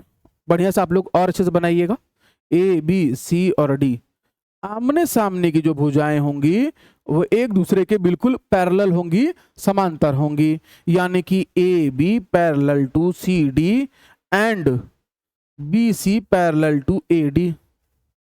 आमने सामने की जो विपरीत पक्ष में जो भुजाएं होंगी वो क्या होंगी, एक दूसरे के बिल्कुल समांतर होंगी। ठीक, अब उसके बाद इनके विकर्ण बना लीजिए।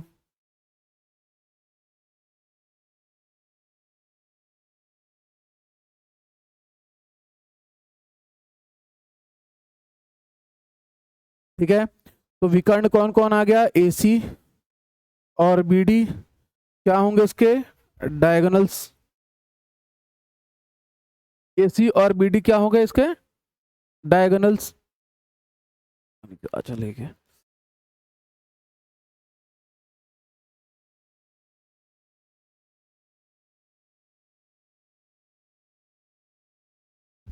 अब खास प्रॉपर्टी है पैरेललोग्राम की कि जो इसके विकर्ण है, ठीक है, ये प्रतिच्छेद करेंगे लेकिन एक दूसरे को 90 डिग्री पर नहीं काटेंगे, लेकिन डायगोनल्स जो हैं एक दूसरे को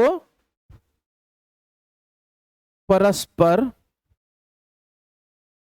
समद्विभाजित करेंगे। समद्विभाजित अलग होता है, लंबवत होना अलग होता है और बराबर बराबर होना अलग होता है। ठीक है, यहां पर ये एक दूसरे के बराबर हो या ना हो, लेकिन इनके मान बराबर होंगे, यानी कि प्रतिच्छेद होने के बाद ए ओ, यानी कि इसको ओ मान लू तो ए ओ बराबर ओ सी एंड ओ बी बराबर ओ डी। तो एक दूसरे को इन्होंने क्या कर दिया, परस्पर समद्विभाजित कर दिया, दो बराबर टुकड़ों में काट दिया। जरूरी नहीं है कि A C is equals to B D, नहीं A C perpendicular to B D, but इन दोनों ने एक दूसरे को समद्विभाजित किया। समांतर चतुर्भुज में विकर्ण आपस में एक दूसरे को समद्विभाजित करते हैं, मतलब कि आधा ओ ए ओ सी बराबर और ओ डी और ओ बी बराबर। क्लियर है सब लोग को, इस तरीके से इसको लिख लेंगे जल्दी से। साथ ही साथ आप लिखेंगे angle A angle B, angle D angle B, विपरीत कोण, विपरीत शीर्षों के कोण वर्टेक्स पर बने। Angle A is equals to angle C और angle B equals to angle D बराबर होंगे। साथ ही साथ प्रॉपर्टीज आप लोग पढ़ चुके हो ऑलरेडी, भाई ये दोनों अगर पैरेलल हैं, बढ़ा दिया जाए, एक्सटेंड किया जाए, तो एंगल ए प्लस डी का मान और angle B plus angle C का मान कितना कितना हो जाएगा, तो 180 अंश 180 अंश। टोटल जोड़ दोगे तो इंटरनल एंगल्स का टोटल सम कितना हो जाएगा, तो 360 डिग्री, 360 डिग्री।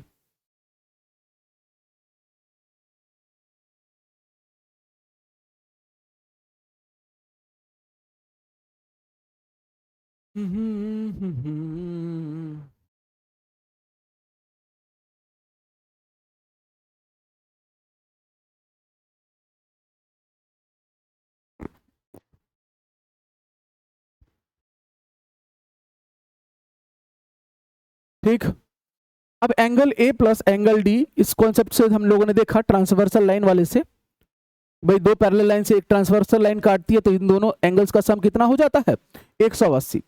अब एक बात बताना विद्यार्थी, इसी को आगे मैं बना दूं, angle A plus angle B लिखूं और लिख दूं 180 डिग्री, तो आप लोग कहोगे कि सर ये गलत है।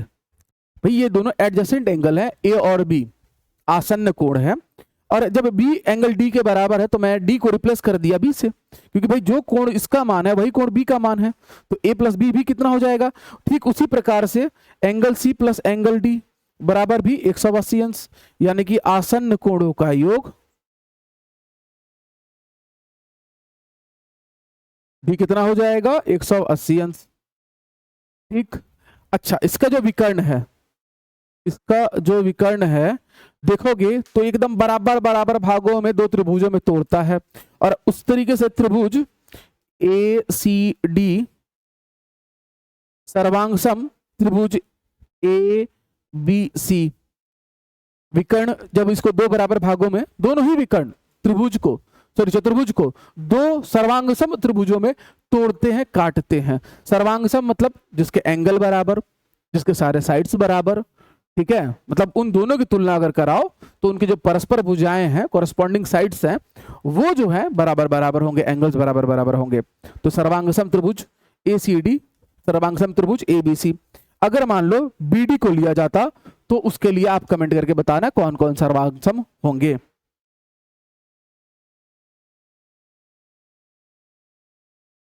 ठीक, अब सबसे इंपॉर्टेंट पॉइंट जो इस पूरे में रह गया कहीं, क्योंकि दोनों पर पैरेलल हुए, AB पैरेलल टू CD, फिर BC पैरेलल टू AD।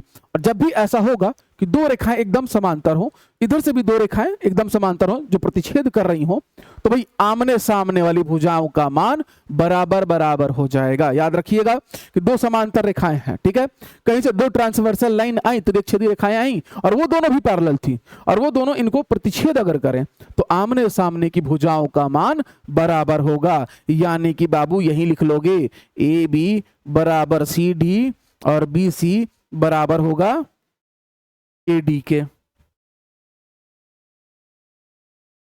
तो समांतर त्रिभुज में आमने सामने की भुजाएं समांतर होने के साथ साथ बराबर लंबाई की होंगी। ये है हमारा पैरेललोग्राम। विकर्ण एक दूसरे को बराबर बराबर भागों में काटेंगे, लंबवत होंगे जरूरी नहीं है। काटने के बाद विकर्ण के जो दो त्रिभुज बनेंगे वो त्रिभुज आपस में सर्वांगसम होंगे, कॉन्ग्रुएंट होंगे, उस बात का ध्यान रखेंगे। ठीक है, चलिए विद्यार्थी, तो अब आ जाते हैं पैरेललोग्राम का क्वेश्चन करने। क्वेश्चन नंबर 31 जल्दी से उत्तर कर देंगे सभी लोग। दोनों जोड़ी अपोजिट साइड्स पैरेलल होती है, बिल्कुल सही। AB parallel to CD। Opposite sides equal भी होती है, बिल्कुल सही बात है। क्यों होती है ये भी मैंने आपको बता दिया कि भाई अगर दो समांतर रेखाएं हैं, कहीं से दो त्रिच्छेदी समांतर रेखाएं, यानी कि मान लो ये दो रेखाएं हैं, ये भी समांतर हैं, तो जब ये आगे बढ़ेंगी और इनको प्रतिच्छेद करेंगी तो जाहिर तौर पर यानी कि AB और CD अगर बन रहा है तो AB बराबर हो जाएगा CD के, BC बराबर हो जाएगा AD के। आया समझ में? तो अपोजिट साइड्स भी क्या होंगे? इक्वल होंगे। अपोजिट एंगल्स इक्वल होते हैं। अपोजिट एंगल्स मतलब D के सामने B वाला एंगल और A के सामने C वाला एंगल, ये भी सही है। डायगोनल्स एक दूसरे को बाइसेक्ट करते हैं, ठीक बीचों बीच काटते हैं, यानी कि OA बराबर OC और OB बराबर OD। तो चारों स्टेटमेंट सही है। Option number is D is correct answer. 32 32वें प्रश्न का उत्तर कर देंगे जल्दी से सब लोग। 32वें प्रश्न का उत्तर करेंगे सभी लोग। ABCD पैरेललोग्राम में समांतर चतुर्भुज है। अगर एंगल A बराबर 70, भाई अगर एंगल A 70 हो जा रहा है आपका, अगर ये 70 हो रहा है तो पक्का पक्का ये 110 होगा, ये 110 होगा तो ये भी 110 होगा, वो 70 है तो ये भी 70 होगा। तो एंगल C बराबर 70 बिल्कुल, एंगल B बराबर 110 बिल्कुल, एंगल D बराबर 110 बिल्कुल। एडजेसेंट एंगल्स सप्लीमेंट्री होते हैं, बिल्कुल सही बात है कि यानी कि जो आसन्न कोण होंगे यानी कि एंगल A और एंगल B, ठीक है, तो angle A plus angle B का मान, दोनों का मान अगर 180 अंश आता है तो इसे ही हम संपूरक कोण कहते हैं, तो इसीलिए सप्लीमेंट्री होंगे। ठीक है, यानी कि ऑप्शन नंबर डी इस प्रश्न का सही उत्तर हो जाएगा। चारों के चार ऑप्शन सही है। चलिए आ जाइए 33वें प्रश्न में जल्दी से। आ जाइए 33वें प्रश्न में। लेक्चर बहुत लंबा हो रहा है ना, 1.5 घंटा ऑलरेडी हो चुका है और आपकी MCQ की क्लास चालू होने वाली है। ठीक है, यहां तक करने के बाद इसको पार्ट 2 में तोड़ लेते हैं क्योंकि नंबर ऑफ क्वेश्चंस बहुत हैं। तो यहां पर हम कितना क्वेश्चन कर चुके हैं, उसके बाद और कितना रह जाएगा? हाँ 20 रह जाएगा, 4 टाइप और बचा है, 4 टाइप। ठीक है, पार्ट 2 कर लेते हैं। चलिए भाई 33वां प्रश्न है, जल्दी से उसका उत्तर दे दीजिए। दोनों पेयर्स सिद्ध करने की कंडीशंस चुनिए। पैरेललोग्राम यानी कि समांतर चतुर्भुज सिद्ध करने की कंडीशंस, दोनों पेयर्स अपोजिट साइड्स इक्वल हो, बिल्कुल भाई बिल्कुल। डायगोनल्स एक दूसरे को बाइसेक्ट करे, बहुत जरूरी है। एक पेयर अपोजिट साइड्स इक्वल और पैरेलल हो, एक पेयर अपोजिट साइड्स केवल दो एजेंट साइड्स इक्वल हो, नहीं भाई, पेयर यानी कि जोड़ी बोला है, यानी कि AB और CD, तो ये इक्वल और पैरेलल भी हो जरूरी तौर पर। ठीक है, जरूरी है क्योंकि देखो अब आप यहां दिमाग लगाओगे सर इसने तो एक पेयर बोला है, तो आप एक ही पेयर को पैरेलल करो और इक्वल करके देखो, बाकी का दोनों अपने आप पैरेलल और इक्वल आ जाएगा। अगर आपने इसको 10 सेंटीमीटर रखा, इसको भी 10 सेंटीमीटर रखा, ठीक है, और जब इन भुजाओं को मिलाओगे तो जाहिर तौर पर देखोगे कि वो लोग का मान अगर 6 सेंटीमीटर है तो ये वाला भी 6 सेंटीमीटर बन जाएगा क्योंकि दोनों समांतर हैं। और दोनों की अगर लंबाइयों को भी आपने बराबर कर दिया तो जब उनके शीर्षों को मिलाओगे तो वो जो दूरियां होंगी यानी कि ए से लेकर डी तक, बी से लेकर सी तक, वो भी इक्वल होंगी और पैरेलल तो होंगी ही होंगी। ठीक है, तो यानी कि ऑप्शन नंबर 1, 2, 3 यानी कि पहला वाला ए ऑप्शन इस क्वेश्चन के लिए क्या हो जाएगा, सही उत्तर। चलिए 34वें प्रश्न का उत्तर कर दीजिए जल्दी से। डायगोनल्स के संबंध में सही कथन, समांतर चतुर्भुज के लिए, पैरेललोग्राम के डायगोनल्स के लिए सही कथन आपको चुनना है। ठीक है, डायगोनल्स एक दूसरे को बाइसेक्ट करते हैं, बिल्कुल बाइसेक्ट करते हैं, समद्विभाजित करते हैं, तभी तो OA बराबर OC, OB बराबर OD हो जाता है। डायगोनल्स हमेशा इक्वल होते हैं, डायगोनल्स हमेशा इक्वल होते हैं। देखो भाई, ये कथन हो जाएगा गलत, सही कथन चुनना है, इक्वल नहीं होते हैं। समांतर चतुर्भुज में डायगोनल इक्वल नहीं होगा, याद रखेंगे आप। ठीक है, और ना ही एक दूसरे पर लंबवत होगा, केवल क्या करेगा, एक दूसरे को समद्विभाजित करेगा। तो जब भी आप लिखोगे समांतर तो उसके आगे नोट्स में अपने लिखना विकर्ण समद्विभाजित, याद रखने के लिए। ठीक है, और वैसे मैंने जो डीपीपी तैयार की है उसमें बहुत सारे जो है हिंट याद करने के लिए ट्रिक्स जो है उसमें दिया हुआ है, तो आप इजीली जब भी टॉपिक लिखो उस हिंट को जरूर वहां लिख देना, तो इससे आपको याद रहेगा। मुझे भी वैसे ही याद रहता है। ठीक है, डायगोनल हमेशा परपेंडिकुलर होते हैं तो नहीं भाई, नहीं होंगे, केवल समद्विभाजित करेंगे, बाइसेक्ट करेंगे एक दूसरे को। इंटरसेक्शन पॉइंट दोनों डायगोनल्स का मिड पॉइंट होता है, बिल्कुल सही बात है, दोनों का मध्य बिंदु तो होगा तभी तो समद्विभाजित करेगा। ठीक है, यानी कि ऑप्शन नंबर ए इस प्रश्न का क्या हो जाएगा, सही उत्तर हो जाएगा। चलिए, ये आज के सेशन का लास्ट क्वेश्चन करते हैं, फिर उसके बाद सेकंड पार्ट आज ही हम लोग पढ़ेंगे दोपहर में। जल्दी से इस प्रश्न का उत्तर दे देंगे। 35वां प्रश्न, पैरेललोग्राम में गलत कथन, जब भी गलत बोले आपको करना है उसको गोला, ये आपको याद रहे कि गलत कथन के लिए आंसर टिक करना है, बनाओगे और सही करोगे। अपोजिट साइड्स पैरेलल होते हैं, बिल्कुल सही बात है। ठीक है, अपोजिट एंगल्स इक्वल्स होते हैं, ये भी सही बात है। सभी एंगल्स 90 डिग्री होते हैं, नहीं, ये गलत बात है। सभी साइड्स इक्वल होते हैं, ये भी गलत बात है। तो यानी कि हमें चुनने थे गलत कथन, हमें मिला तीसरा और चौथा गलत कथन, यानी कि ऑप्शन सी इस प्रश्न का क्या हो जाएगा, सही उत्तर। यानी कि सभी एंगल्स 90 डिग्री के नहीं होंगे और सभी साइड इक्वल होंगे क्या, तो भाई नहीं होंगे। ठीक है, तो इस तरीके से हमने पैरेललोग्राम पढ़ लिया। अब हमारा अगला टॉपिक रहेगा, क्योंकि समांतर चतुर्भुज हमने पढ़ा है तो उसके बाद हमें तुरंत पढ़ना होता है, हमें तुरंत पढ़ना होता है। आई थिंक सो लाइट चले गया क्या, सेशन चल रहा है, ठीक है।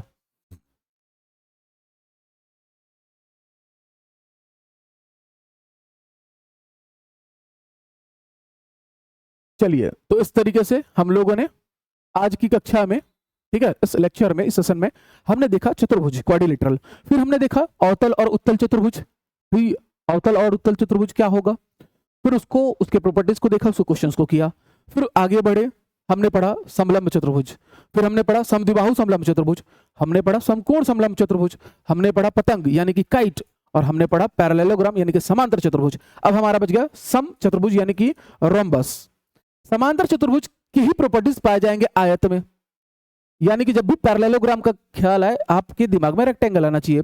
सम चतुर्भुज यानी कि रोम्बस, रोम्बस यानी कि सारी भुजाएं बराबर, तो उससे ख्याल आना चाहिए वर्ग का यानी कि स्क्वायर का। तो अब हमारा अगला टॉपिक रहेगा रेक्टेंगल, रोम्बस एंड स्क्वायर, और उसके बाद साइक्लिक क्वाड्रिलेटरल यानी कि चक्रीय चतुर्भुज, ठीक है, उससे जो रिलेटेड जो भी थ्योरम वगैरह है वहां हम लोग उसको देखा जाएगा सेकंड लेक्चर में। तो ये बेसिक था। जनरली आप देखेंगे ज्योमेट्री में ट्रायंगल जो है यानी कि त्रिभुज के बाद वृत्त आ जाता है, ये जो चीजें हैं उसी में कवर कर ली जाती हैं, वृत्त के अंदर ही चतुर्भुज के जो प्रगुण हैं, प्रॉपर्टीज हैं, वही पढ़े जाते हैं। बट मैंने कोशिश की कि पहले बता दूं कि आगे जब हम मेंसुरेशन पढ़ने वाले हैं 2D, तो वहां पर आपके पास एक बहुत स्ट्रॉन्ग बेस होगा क्वाड्रिलेटरल से रिलेटेड। तो इसीलिए ये लेक्चर अब पार्ट 2 इसका कंप्लीट करवा दिया जाएगा।